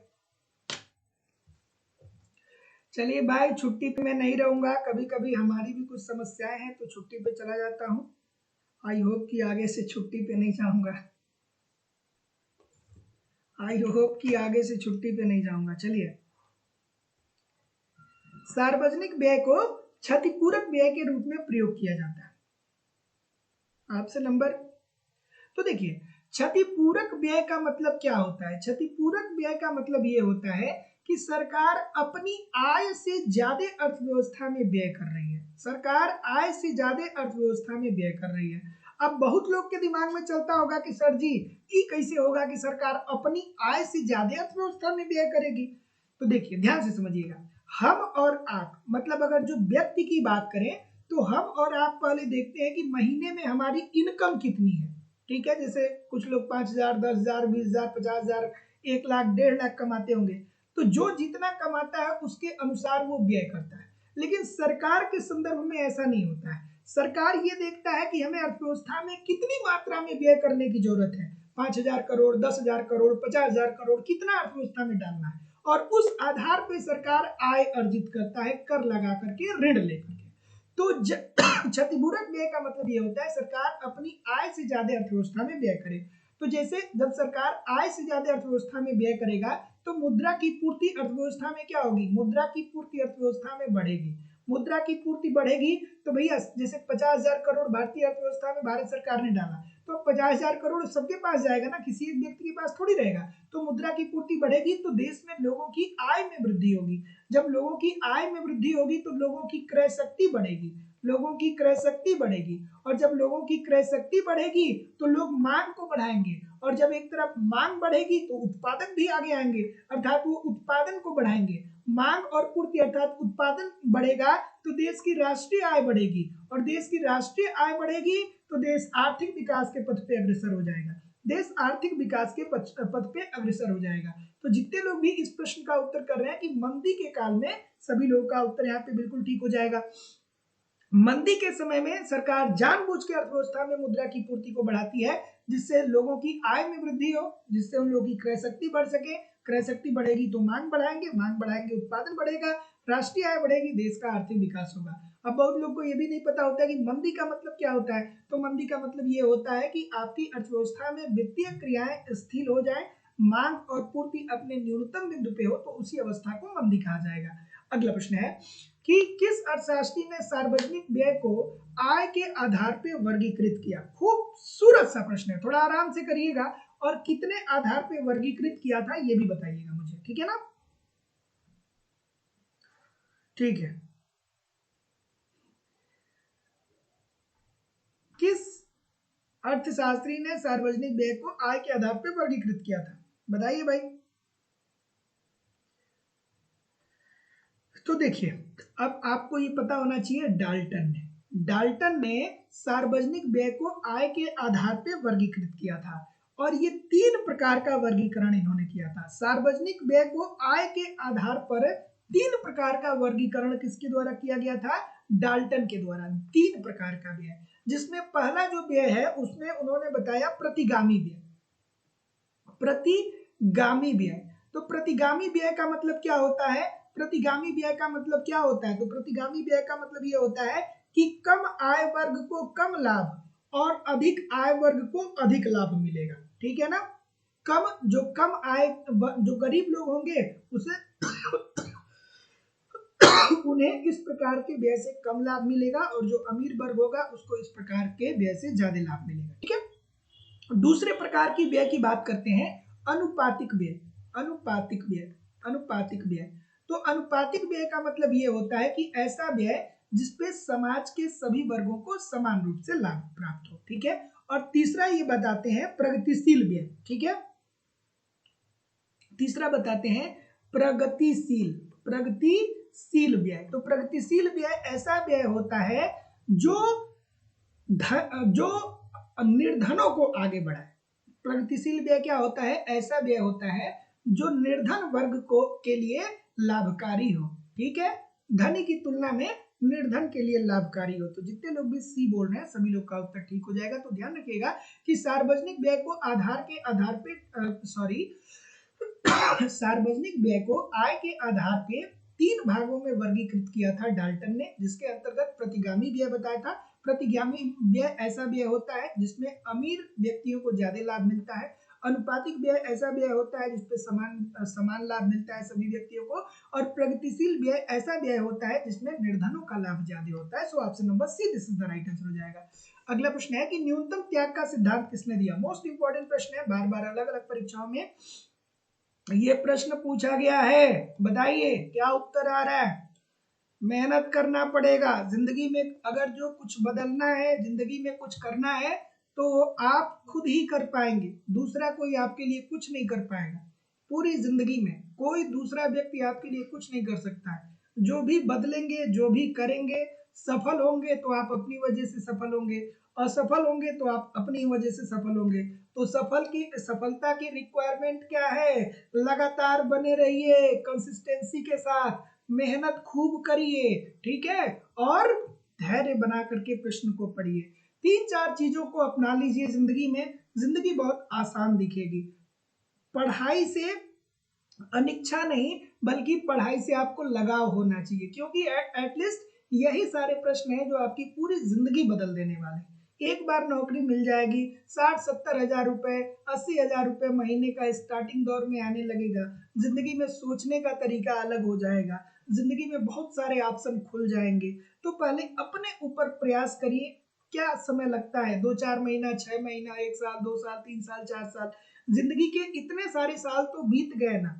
तो कुछ अच्छा नहीं हुआ तो भाई थोड़ा सा कुछ समय इस पे भी बिता लीजिए, खूब ढंग से मेहनत कर लीजिए, जिंदगी में सफलता जरूर मिलेगी, है ना। चलिए इस प्रश्न का उत्तर करिए कि न्यूनतम त्याग का सिद्धांत किसने प्रतिपादित किया। क्योंकि अगर जो आप बेरोजगार व्यक्ति को देखेंगे ना तो उसकी जो थिंकिंग की पावर होती है वो अलग तरीके की होती है, लेकिन वही जो रोजगार जिसको मिल गया उसकी थिंकिंग की पावर अलग होती है ना। तो पैसा आपकी सोच को भी बदल देता है। चलिए क्या उत्तर हो रहा है, क्या उत्तर आ रहा है भाई। और सबसे बड़ी बात तो यार जिंदगी में स्वतंत्रता और आज़ादी की होती है। अगर जो एक ही रूम में पड़े पड़े पूरी जिंदगी आपने गुजार दिया तो फिर इस जिंदगी का क्या मतलब है, कोई मतलब है? हाँ, बाहर निकलिए, खुद शिक्षित होइए, और भी लोगों को शिक्षित करिए, मेहनत करिए। क्या उत्तर आ रहा है?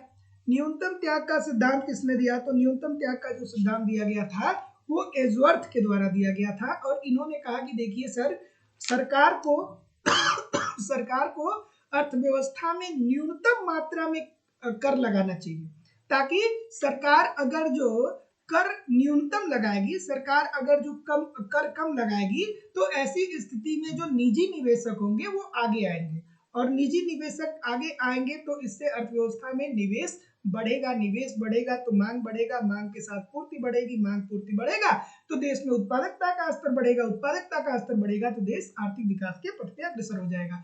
So option number B according to the question this is the right answer हो जाएगा। अगला प्रश्न आपके सामने ये रहा, थोड़ा सा इसे एडजस्ट कर देते हैं। अभी हम लोग कुछ देर पहले इस प्रश्न के बारे में चर्चा कर रहे थे, ठीक है। इस प्रश्न के बारे में क्या कर रहे थे, चर्चा कर रहे थे भाई, बताइए।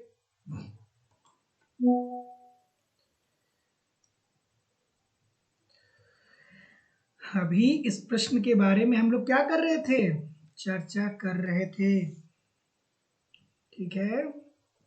तो देखिए वाइजमैन और पिकाक, पिकाक वाइजमैन के सिद्धांत के अनुसार लोक व्यय स्टेप बाय स्टेप बढ़ता है, बिल्कुल ठीक है। उसमें उन्होंने कहा था कि ना देखिए भैया, जब अर्थव्यवस्था में युद्ध होता है या अकाल पड़ता है तो सरकार क्या करती है, अपने सार्वजनिक व्यय और कर की दर को भी बढ़ाती है। और जब सार्वजनिक व्यय और कर की दर बढ़ती है तो जो कर का स्थान होता है वो एक जगह से दूसरे जगह विस्थापित हो जाता है।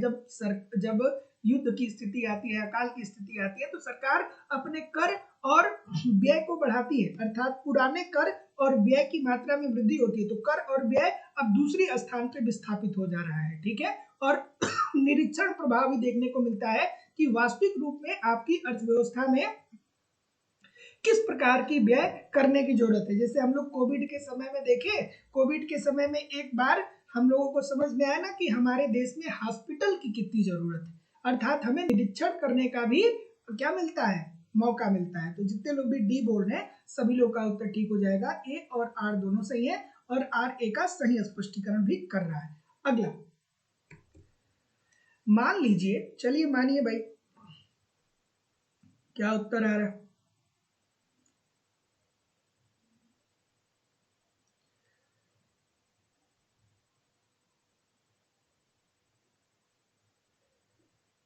मान लीजिए कि मुद्रापूर्ति और कीमत स्तर स्थिर है और मुद्रा की मांग आय और ब्याज दर का फलन है। जब आय बढ़ता है तो निम्नलिखित में से क्या देखने को मिलेगा, बताइए भाई।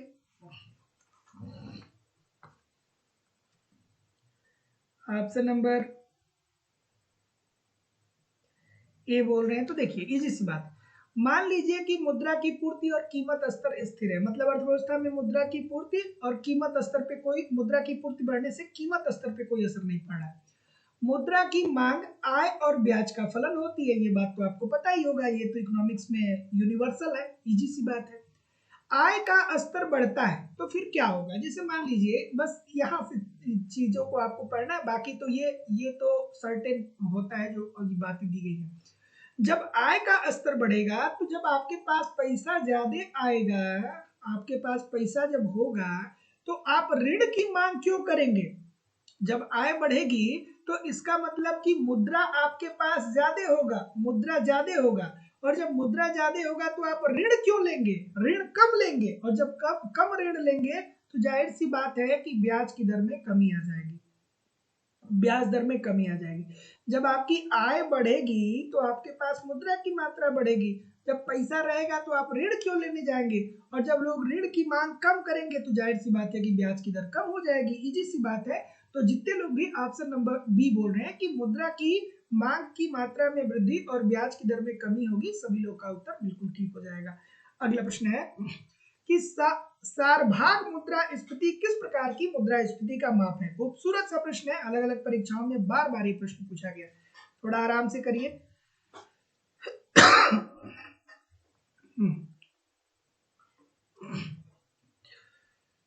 क्या उत्तर आ रहा है? सार्वभाग मुद्रास्फीति किस मुद्रास्फीति का माप है?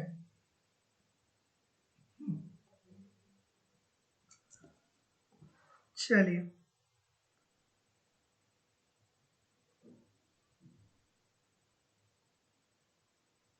चलिए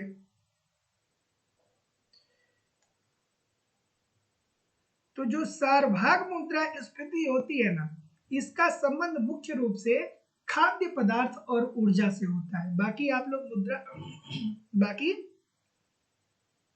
बताइए। चलिए,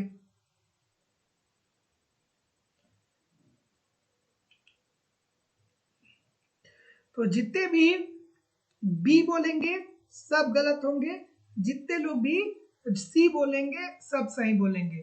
कि सार्वभाग मुद्रास्फीति का माप है जो उन मदों को वर्जित करता है जो कि अस्थिर कीमत स्थितियों का सामना करती हैं, विशेष रूप से खाद्य पदार्थ एवं ऊर्जा का। सो जितने लोग भी सी बोलेंगे सभी लोग का उत्तर ठीक होगा। तो ध्यान रखिएगा कि सार्वभाग मुद्रास्फीति किस मुद्रास्फीति का माप है? तो जो उन मदों को वर्जित करता है जो कि अस्थिर कीमत स्थितियों का सामना करती हैं, विशेष रूप से खाद्य पदार्थ तथा ऊर्जा की। So option number C according to the question this is the right answer हो जाएगा। अगला प्रश्न है कि बेरोजगारी की प्राकृतिक दर क्या होती है? बताइए, बेरोजगारी की प्राकृतिक दर क्या होती है भाई? रंजू गौड़ जी, अक्षय गौरी जी, लक्ष्मी जी, भगवंती जी, पुष्पा देवी जी, रुचि वर्मा जी, विकी जी, सर्वेश कुमार जी, राकेश जी, हरीश जी, महेंद्र सिंह जी, नौसाद अली जी, विकी जी, राजन सिंह जी, पुष्पा देवी जी। इतने सारे लोग क्लास देख रहे हैं फिर भी लाइक की संख्या बहुत कम है। एक बार सभी लोग क्लास को लाइक कर दो भाई, क्लास आपकी है, आप नहीं लाइक करोगे तो करेगा कौन? ठीक है, तो अब अगर जो आपने इसको पढ़ा होगा तो बड़े आसानी से इस प्रश्न को कर पाएंगे। कि बहुत बार बार मैं इस प्रश्न को बताता हूँ कि बेरोजगारी की प्राकृतिक दर वह दर होती है जहां पे मुद्रास्फीति की दर स्थिर होती है, अर्थात महंगाई जो होता है वो स्थिर होता है। So option number A according to the question this is the right answer हो जाएगा कि बेरोजगारी की प्राकृतिक दर वह दर होती है जहां पे मुद्रास्फीति की दर क्या होती है? स्थिर होती है। So option number A according to the question this is the right answer हो जाएगा। अगला, गतिहीन अर्थव्यवस्था में सरकार को क्या करना चाहिए? गतिहीन अर्थव्यवस्था, गतिहीन अर्थव्यवस्था का मतलब क्या होता है? मंदी की स्थिति, मंदी की स्थिति। मंदी का मतलब क्या होता है? कि जब आपकी अर्थव्यवस्था में मांग और पूर्ति न्यूनतम बिंदु पे आ जाए, मांग और पूर्ति न्यूनतम बिंदु पे आ जाए, अर्थात अर्थव्यवस्था में वित्तीय क्रियाएं न हो, अर्थव्यवस्था में वित्तीय क्रियाएं स्थिर हो जाए, अर्थव्यवस्था में वित्तीय क्रियाएं ना के बराबर हो और मांग और पूर्ति अपने न्यूनतम बिंदु पे आ जाए, तो उसे ही तो हम मंदी बोलते हैं, और मंदी को ही गतिहीन अर्थव्यवस्था कहा जाएगा। तो अगर जो अर्थव्यवस्था गतिहीनता की स्थिति में है तो ऐसी स्थिति में सरकार को क्या करना चाहिए? अपने व्यय को बढ़ाना चाहिए। अर्थव्यवस्था में मुद्रा की पूर्ति को ज्यादा करना चाहिए, मुद्रा पूर्ति बढ़ाना चाहिए, घाटे की वित्त व्यवस्था अपनानी चाहिए, हीनार्थ प्रबंध की स्थिति आनी चाहिए, मुद्रा पूर्ति को बढ़ानी चाहिए, जिससे जब मुद्रा की पूर्ति बढ़ेगी मुद्रा की पूर्ति बढ़ेगी तो लोगों की क्रय शक्ति बढ़ेगी, क्रय शक्ति बढ़ेगी तो लोग मांग बढ़ाएंगे, मांग बढ़ाएंगे तो पूर्ति में वृद्धि होगी, मांग व पूर्ति बढ़ेगा, उत्पादन बढ़ेगा, उत्पादन बढ़ेगा, देश की राष्ट्रीय आय बढ़ेगी, देश की राष्ट्रीय आय बढ़ेगी, देश आर्थिक विकास के पथ पे अग्रसर हो जाएगा। अर्थात अधिक व्यय करना चाहिए, सरकार को अधिक व्यय करना चाहिए, ठीक है। कम कर लगाना चाहिए ताकि निजी निवेशक भी सामने आए, ठीक है। कम कर लगाना चाहिए, सरकार को व्यय ज्यादा करना चाहिए। मुद्रावादी मौद्रिक नीति का अनुसरण करना चाहिए, अर्थात वही तो मैं बोल रहा था कि मुद्रा पूर्ति को बढ़ाना चाहिए। सो ऑप्शन नंबर सी जितने लोग भी बोल रहे हैं सभी लोग का उत्तर ठीक है। अगला प्रश्न ये रहा कि नौचालन अर्थात पंप प्रीमिंग का प्रयोग किया जाता है। नौचालन विधि क्या होती है? नौचालन विधि क्या होती है भाई, बताइए। नौचालन, नौचालन का मतलब क्या होता है? और जो लोग भी एप्लीकेशन पे एडमिशन ले रहे हैं, आप जब कोर्स को परचेज कर रहे हैं तो उसका स्क्रीनशॉट आप इस व्हाट्सएप नंबर पे जरूर सेंड कर दीजिए, क्योंकि जब आप स्क्रीनशॉट व्हाट्सएप पे सेंड करेंगे तो वहां पे आपको कंप्लीट बैच में ऐड कराना पड़ेगा। क्या उत्तर आ रहा है? नौचालन, नौचालन का मतलब ये होता है जब अर्थव्यवस्था में मंदी की स्थिति आती है, जब अर्थव्यवस्था में मंदी की स्थिति आती है, जब अर्थव्यवस्था में मंदी की स्थिति आती है, मंदी की स्थिति का मतलब कि अर्थव्यवस्था में मुद्रा की पूर्ति कम हो जाती है, अर्थव्यवस्था में मुद्रा की पूर्ति कम हो जाती है और मांग व पूर्ति अपने न्यूनतम बिंदु पे आता है, तो ऐसी स्थिति में आरबीआई को विस्तारवादी मौद्रिक नीति अपनानी चाहिए, विस्तारवादी मौद्रिक नीति अपनानी चाहिए, विस्तारवादी मौद्रिक नीति अपनानी चाहिए, है कि नहीं है। अर्थात अर्थव्यवस्था में मुद्रा की पूर्ति को बढ़ाना चाहिए, ताकि मुद्रा की पूर्ति बढ़े तो लोगों की क्रय शक्ति बढ़े, लोगों की क्रय शक्ति बढ़े तो एक तरफ मांग बढ़े, दूसरे तरफ पूर्ति बढ़े, मांग व पूर्ति बढ़ेगा तो देश आर्थिक विकास के पथ पे अग्रसर होने लगेगा। सो नौचालन की विधि का मतलब ये होता है कि इसका प्रयोग तब किया जाता है जब अर्थव्यवस्था में मुद्रा संकुचन का समय होता है, अर्थात अर्थव्यवस्था में मंदी होती है, अर्थात अर्थव्यवस्था में मुद्रा की पूर्ति कम होती है, मुद्रा की पूर्ति कम होती है तो नौचालन विधि के अंतर्गत देश का केंद्रीय बैंक अर्थात आरबीआई विस्तारवादी मौद्रिक नीति लेकर के आता है, जिससे अर्थव्यवस्था में मुद्रा की पूर्ति बढ़ती है, मुद्रा की पूर्ति बढ़ती है तो एक तरफ मांग बढ़ता है, दूसरी तरफ पूर्ति बढ़ता है, मांग व पूर्ति बढ़ता है तो देश आर्थिक विकास के पथ पे अग्रसर होता है। Option number B according to the question this is the right answer हो जाएगा। अगला प्रश्न ये रहा कि निम्नलिखित में से कौन सा ग्रामीण शाखा का संस्थागत स्रोत नहीं है। अब इकोनॉमिक्स का कोई भी पेपर अगर जो आप देखेंगे ना तो वहां पे दो एक प्रश्न यहाँ से बहुत अच्छा बनता है कि कौन सा संस्थागत स्रोत होता है और कौन सा संस्थागत स्रोत नहीं होता है, ठीक है। तो देखिए अगर जो गांवों की बात करें, ग्रामीण एरिया में बात करें तो ग्रामीण एरिया में शाख के दो स्रोत होते हैं, एक तो होता है कि गैर संस्थागत, जो आजादी से पहले था, गैर संस्थागत स्रोत मतलब कोई संस्था नहीं है जो लोगों को ऋण प्रोवाइड कर रही है। ग्रामीण क्षेत्रों में बिना संस्था के अगर जो कोई ऋण प्रोवाइड किया जा रहा है तो उसे ही गैर संस्थागत स्रोत बोलेंगे। जैसे मान लीजिए महाजन, जब हमें आजादी नहीं मिली थी तो इतना बैंकिंग व्यवस्था था नहीं, इतना ज्यादा लोगों को जानकारी तो थी नहीं, तो जो महाजन होते थे वो क्या करते थे, वो किसानों को ऋण देते थे, जो साहूकार होते थे वो किसानों को ऋण देते थे, साहूकार होते थे किसानों को ऋण देते थे, जो पड़ोसी होते थे वो अपने पड़ोसी को ऋण देते थे, जो रिश्तेदार होते थे वो क्या करते थे, रिश्तेदार और सगे संबंधी क्या करते थे, ऋण प्रोवाइड करते थे। तो ये ग्रामीण क्षेत्र में गैर संस्थागत के स्रोत है। लेकिन जब हमें आजादी मिली तो हमारी सरकार ने देखा कि ये महाजन साहूकार पड़ोसी रिश्तेदार खूब शोषण कर रहे हैं, 10,000 रुपए दे रहे हैं, किसी किसान के बच्चे की शादी है या बेटे की शादी है तो उसमें 10,000 रुपए ये महाजन साहूकार दे रहे हैं और अब वो बेचारा किसान, गरीब किसान 10,000 रुपए लौटा नहीं पा रहा है तो बधुआ मजदूरी उसके बच्चों से ये करवा रहे हैं। तो ऐसी स्थिति में सरकार ने संस्थागत शाख के स्रोत निकाला, ठीक है। अर्थात सरकार ने कहा कि अब यहाँ पे हम आपको ऋण प्रदान करने के लिए संस्था का निर्माण कर रहे हैं, अर्थात संस्थागत स्रोत का निर्माण किया, जिसके अंतर्गत क्या आता है, बैंक आते हैं, जिसके अंतर्गत क्या आएगा, क्षेत्रीय ग्रामीण बैंक आएगा, बैंक कई प्रकार के, जैसे क्षेत्रीय ग्रामीण हो गए, व्यवसायिक ग्रामीण बैंक हो गए, भूमि विकास बैंक हो गए, भूमि बंधक बैंक हो गए। तो जितने लोग भी ऑप्शन नंबर डी बोल रहे हैं देसी बैंकर, सभी लोग का उत्तर ठीक हो जाएगा, ऑप्शन नंबर डी। अगला,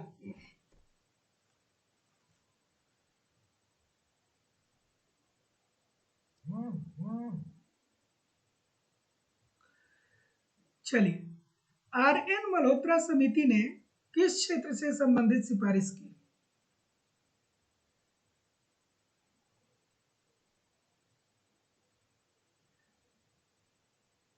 आर.एन. मल्होत्रा समिति ने किस क्षेत्र से संबंधित सिफारिशें की?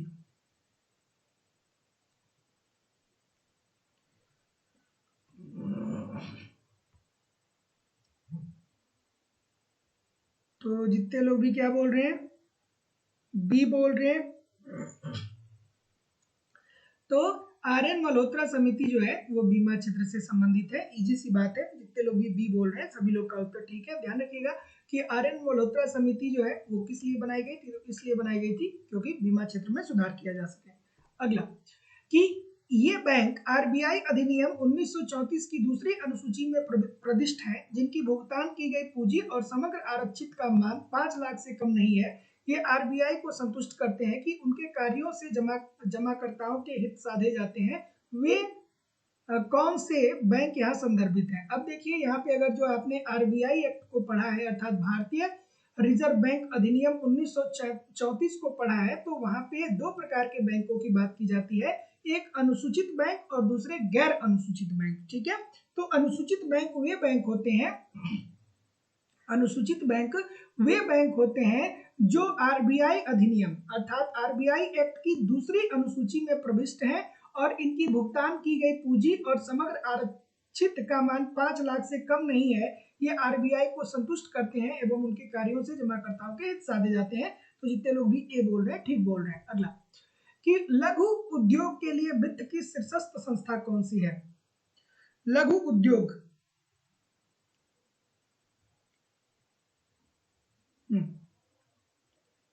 तो याद रखिएगा कि लघु उद्योग की शीर्ष संस्था कौन सी है? सिडबी है, जिसका पूरा नाम क्या है? Small industries development bank of India. Small industries development bank of India. और इसकी स्थापना जो हुई थी 1990 में हुई थी। और इसका मुख्यालय कहाँ पे है? इसका मुख्यालय है लखनऊ में। इसका मुख्यालय लखनऊ में है। तो जितने लोग भी ऑप्शन नंबर सी बोल रहे हैं ठीक बोल रहे हैं। अगला, कि भारतीय अर्थव्यवस्था में निम्नलिखित घटनाओं को उसके कालक्रमानुसार व्यवस्थित करिए। चलिए भाई करिए। ऑप्शन नंबर, सो इजी सी बात है। सबसे पहले क्या हुआ? सबसे पहले 1969 में 14 बैंकों का राष्ट्रीयकरण हो गया, क्योंकि ये जो बैंक थे वो एक अधिकार प्रवृत्ति के रूप में कार्य कर रहे थे, है ना। ये केवल और केवल उद्योगों को ऋण दे रहे थे। तो सरकार ने कहा कि अगर जो केवल उद्योगों को ऋण देंगे तो फिर कैसे कृषि का विकास होगा। तो सरकार ने राष्ट्रीयकरण कर दिया। राष्ट्रीयकरण कर दिया तो अब इनकी प्रतिबद्धता हो गई कि कुल ऋण का 60% अब ये किसानों को ऋण देंगे। ठीक है, उसके बाद अगर जो हम लोग बात करें आयात निर्यात बैंक की स्थापना कब हुई? तो आयात निर्यात बैंक की स्थापना 1982 में होती है। 1982 में होती है। उसके बाद बात करें बैंकिंग प्रणाली में नरसिम्हन समिति की बात करें तो नरसिम्हन समिति तो सबको पता होगा 1991 में। और फेमा की बात करें तो फेमा कब आया था? फेमा कब आया था? तो फेमा आया था 1999 में। 1999 में। तो क्या उत्तर आ रहा है? बी बोल रहे हैं ना। तो जितने लोग भी बी बोल रहे हैं कि सर 1 4 2 3 सभी लोग का उत्तर ठीक है। अगला, कि वे बैंक जो स्वयं सहायता समूहों से संबंधित लघु वित्तीय कार्यक्रमों को क्रियान्वित कर रहे हैं वे कहलाते हैं। अब ये भी बच्चों वाला प्रश्न है। अगर जो आपने थियरी पढ़ा है तो जानते होंगे, नहीं पढ़े होंगे तो नहीं जानते होंगे, इजी सी बात है। तो वे बैंक जो स्वयं सहायता समूहों से संबंधित लघु वित्तीय कार्यक्रमों को क्रियान्वित करते हैं, तो वो वाणिज्यिक बैंक भी देता है, क्षेत्रीय ग्रामीण बैंक भी और कोऑपरेटिव बैंक भी। सो option number D this is the right answer हो जाएगा। अगला प्रश्न है कि एडम स्मिथ ने निम्नलिखित में से किसका समर्थन किया है? एडम स्मिथ ने क्या क्या कहा भाई बताइए। एडम स्मिथ ने किसका समर्थन किया? तो एडम स्मिथ ने कहा ना कि हमें मुक्त अर्थव्यवस्था लेकर के आनी चाहिए, अर्थात एक देश दूसरे देश से आसानी से व्यापार करे, सरकार का कोई हस्तक्षेप नहीं होना चाहिए। मुक्त व्यापार की भी बात करी, फिर उन्होंने प्रतिस्पर्धात्मक बाजार की भी बात की, जिसके अंतर्गत कहा कि बहुत सारे क्रेता बहुत सारे विक्रेता होंगे, प्रतिस्पर्धा होगी, सरकार का कोई इस पे हस्तक्षेप नहीं होगा। और अदृश्य हाथ अर्थात शक्ति की भी बात करते हैं। तो जितने लोग भी डी बोल रहे हैं, 1 2 3 4 बोल रहे हैं, ठीक बोल रहे हैं। अगला प्रश्न ये रहा कि निम्नलिखित अवधारणाओं पर विचार करिए और निम्नलिखित में से हेक्सर-ओलिन सिद्धांत के निष्कर्षों का अपवाद माना जा सकता है, निम्नलिखित कूट में से आंसर दीजिए। चलिए बताइए। इजी सी बात है। अब अगर जो आपने हेक्सर-ओलिन सिद्धांत को पढ़ा होगा तो हेक्सर-ओलिन सिद्धांत के अंतर्गत ये कहा गया कि देखिए भैया, वो 2x2 मॉडल था, अर्थात 2 देश हैं, 2 वस्तु का उत्पादन कर रहे हैं और फिर 2 ही उत्पादन के साधन भी है।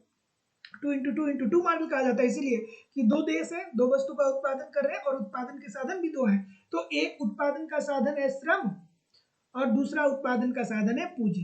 तो जिस देश के पास, हेक्सर-ओलिन ने क्या बोला कि जिस देश के पास पूंजी बड़ी मात्रा में विद्यमान है, जैसे मान लीजिए अमेरिका है, तो अमेरिका के पास अगर जो पूंजी बड़ी मात्रा में है, पूंजी प्रधान अर्थव्यवस्था अमेरिका है, तो अमेरिका को पूंजी प्रधान वस्तुओं का उत्पादन करके श्रम प्रधान देशों को निर्यात करना चाहिए, ठीक है। और अगर जिन देशों में, जैसे भारत है, तो भारत श्रम प्रधान देश है, यहाँ पे श्रम ज्यादा है, तो भारत जैसे देश को, जिसके पास श्रम ज्यादा है, उसे श्रम प्रधान वस्तु का उत्पादन करके पूंजी प्रधान देशों को निर्यात करना चाहिए, ठीक है। तो ऐसी स्थिति में हेक्सर-ओलिन तो ये कहा कि चले गए, लेकिन जब लियोन्तिफ साहब आते हैं और लिंडन साहब आते हैं और जब ये लोग अमेरिका की अर्थव्यवस्थाओं को देखते हैं, तो ये पाते हैं कि चूंकि हेक्सर-ओलिन ने कहा कि जो पूंजी प्रधान देश है उन्हें पूंजी प्रधान वस्तुओं का उत्पादन करना चाहिए, लेकिन जब वो लोग अमेरिका की अर्थव्यवस्था का अध्ययन करते हैं तो देखते हैं कि अमेरिका के पास पूंजी है, बट इन स्पाइट ऑफ, इसके बावजूद भी वो श्रम प्रधान वस्तुओं का उत्पादन करके निर्यात कर रहा है। तो इसीलिए लियोन्तिफ विरोधाभास या लिंडल परिकल्पना कहा गया। ये हेक्सर-ओलिन के सिद्धांत को परीक्षण करने के बाद इन्होंने बताया। तो जितने लोग भी ए बोल रहे हैं कि ए और दो दोनों सही है, सभी लोग का उत्तर ठीक है। अगला प्रश्न ये रहा कि व्यापार की आय शर्तों में सुधार का होना आयात की क्षमता में वृद्धि का सूचक है। क्या ये बात ठीक है? और अगर ये बात ठीक है तो व्यापार की सतह वस्तु विनिमय शर्तों में आयात की मात्रा से गुणा करके व्यापार की शर्तों को ज्ञात किया जाता है। बच्चों वाला प्रश्न है, कोई गलत नहीं करेगा इसको। किसकी याद आई? आय व्यापार शर्त की बात किसने की? डोरेंस की याद आई कि नहीं आई? डोरेंस की याद आई कि नहीं आई? आई। तो डोरेंस ने कहा ना कि व्यापार की आय शर्तों में अगर जो सुधार हो रहा है तो इसका मतलब यह है कि आयात की क्षमता में वृद्धि हो रहा है। विदाउट अ क्वेश्चन ये बात तो आपकी बिल्कुल ठीक हो जाएगी। और व्यापार की सतह वस्तु विनिमय शर्तों में व्यापार की मात्रा से गुणा करके, गुणा नहीं किया जाता है, भाग किया जाता है, तो ये वाली गलत हो जाएगी। तो जितने लोग भी सी बोल रहे हैं कि ए सही है, आर गलत है, सभी लोग का उत्तर ठीक है। अगला प्रश्न है, आगे कोई भी प्रश्न है कमेंट करके बताइए कितने प्रतिशत प्रश्न आपके सही हुए। और आप लोगों की इकोनॉमिक्स की दूसरी क्लास लाइव स्टडी इलाहाबाद के मोबाइल एप्लीकेशन पे होती है, जहां पे आपको इकोनॉमिक्स के अलग अलग बैच देखने को मिलेंगे और अलग अलग बैचेस में आपको आपके सिलेबस के अनुसार एक रणनीति के तहत इकोनॉमिक्स के कंप्लीट कंटेंट दिए जा रहे हैं, ताकि कम समय में बेहतर ढंग से आप इकोनॉमिक्स को सीख पाए, समझ पाए और सफलता को सुनिश्चित कर पाए। जैसे कि आपको आपके सिलेबस के अनुसार कंप्लीट इकोनॉमिक्स की थियरी पढ़ाई जा रही है, हिंदी माध्यम में पढ़ाई जा रही है, मेरे द्वारा ही आपको कंप्लीट थियरी पढ़ाया जा रहा है। इसकी लाइव क्लास होती है, लाइव क्लास में आपने जुड़ते हैं तो बाद में आपको रिकॉर्डेड क्लास भी मिल जाता है, तो आप अपने समय के अनुसार कभी भी क्लास को देख सकते हैं। एक क्रम से सिंपल सटीक साधारण भाषा में सारी चीजें आपको पढ़ाई जा रही है। इसके अतिरिक्त आपको यहाँ पे कंप्लीट मेरी खुद की लिखी हुई हैंड राइटिंग का नोट्स भी मैं आपको दे रहा हूँ, ताकि सिंपल सटीक भाषा में आप अपना रिवीजन भी करते रहें। एक तरफ थियरी पढ़िए, दूसरी तरफ आप नोट्स के माध्यम से रिवीजन करते रहिए। आपको यहाँ पे टेस्ट सीरीज भी दिया जा रहा है, टेस्ट दीजिए, देखिए गलती कहाँ पे हो रही है, गलती क्यों हो रही है, उसमें सुधार करिए, फिर अगला टेस्ट दीजिए, जिससे आपकी पॉलिसी बेहतर हो पाए। आपको यहाँ पे प्रीवियस ईयर के क्वेश्चन पेपर भी दिए जा रहे हैं, डायरेक्टली इनडायरेक्टली बहुत सारे प्रश्न प्रीवियस ईयर से पूछे जाते हैं और करंट की भी क्लासेस आपको यहाँ पे देखने को मिलती है। मतलब सब कुछ प्रोवाइड कराना हमारी जिम्मेदारी है, बस ईमानदारी से इन सभी कंटेंट को आप एप्लीकेशन पे फॉलो करते रहिए, यूट्यूब पे प्रैक्टिस करते रहिए। मैं निश्चित तौर पे कह सकता हूँ कि कहीं भी इधर उधर से कुछ भी आपको कलेक्ट करने की जरूरत नहीं होगी। लाइफ टाइम की वैलिडिटी के साथ एडमिशन फीस केवल और केवल 2000 रुपए है। तो जो लोग भी एडमिशन लेना चाहते हैं, डिस्क्रिप्शन बॉक्स में जाइए, लाइव स्टडी इलाहाबाद की मोबाइल एप्लीकेशन का लिंक मिल जाएगा, एप्लीकेशन को डाउनलोड कर लीजिए और जिस परीक्षा की भी आप तैयारी कर रहे हैं उस परीक्षा का कोर्स आप वहां से डायरेक्ट परचेज कर सकते हैं। या किसी भी प्रकार की इंक्वायरी के लिए या कोई भी आपको समस्या आ रही है तो आप इस नंबर पे मुझे कॉल कर सकते हैं, व्हाट्सएप मैसेज कर सकते हैं। आपको इकोनॉमिक्स के अलग अलग लगभग सभी बैच मिल जाएंगे, जैसे उत्तर प्रदेश में TGT, PGT, GIC lecturer, LT grade, Bihar में टीआरई 4.0 5.0 का बैच मिल जाएगा, बिहार में सेट का बैच मिल जाएगा, मध्य प्रदेश में वर्ग 1, मध्य प्रदेश में वर्ग 2, मध्य प्रदेश में वर्ग 3, मध्य प्रदेश में सेट के लिए अलग अलग बैच मिल जाएंगे। उत्तराखंड में प्रवक्ता, उत्तराखंड में एलटी के लिए अलग अलग बैच मिल जाएंगे। यूजीसी नेट, छत्तीसगढ़ में set, Jharkhand TGT, Jharkhand PGT, D भी अलग अलग राज्यों में असिस्टेंट प्रोफेसर, एनबीएस, केडीएस और अन्य परीक्षाओं के लिए बैच आपको मिल जाएंगे। So thank you very much everybody, मजा आया आज के सेशन में। मिलते हैं हम लोग एक नया उत्साह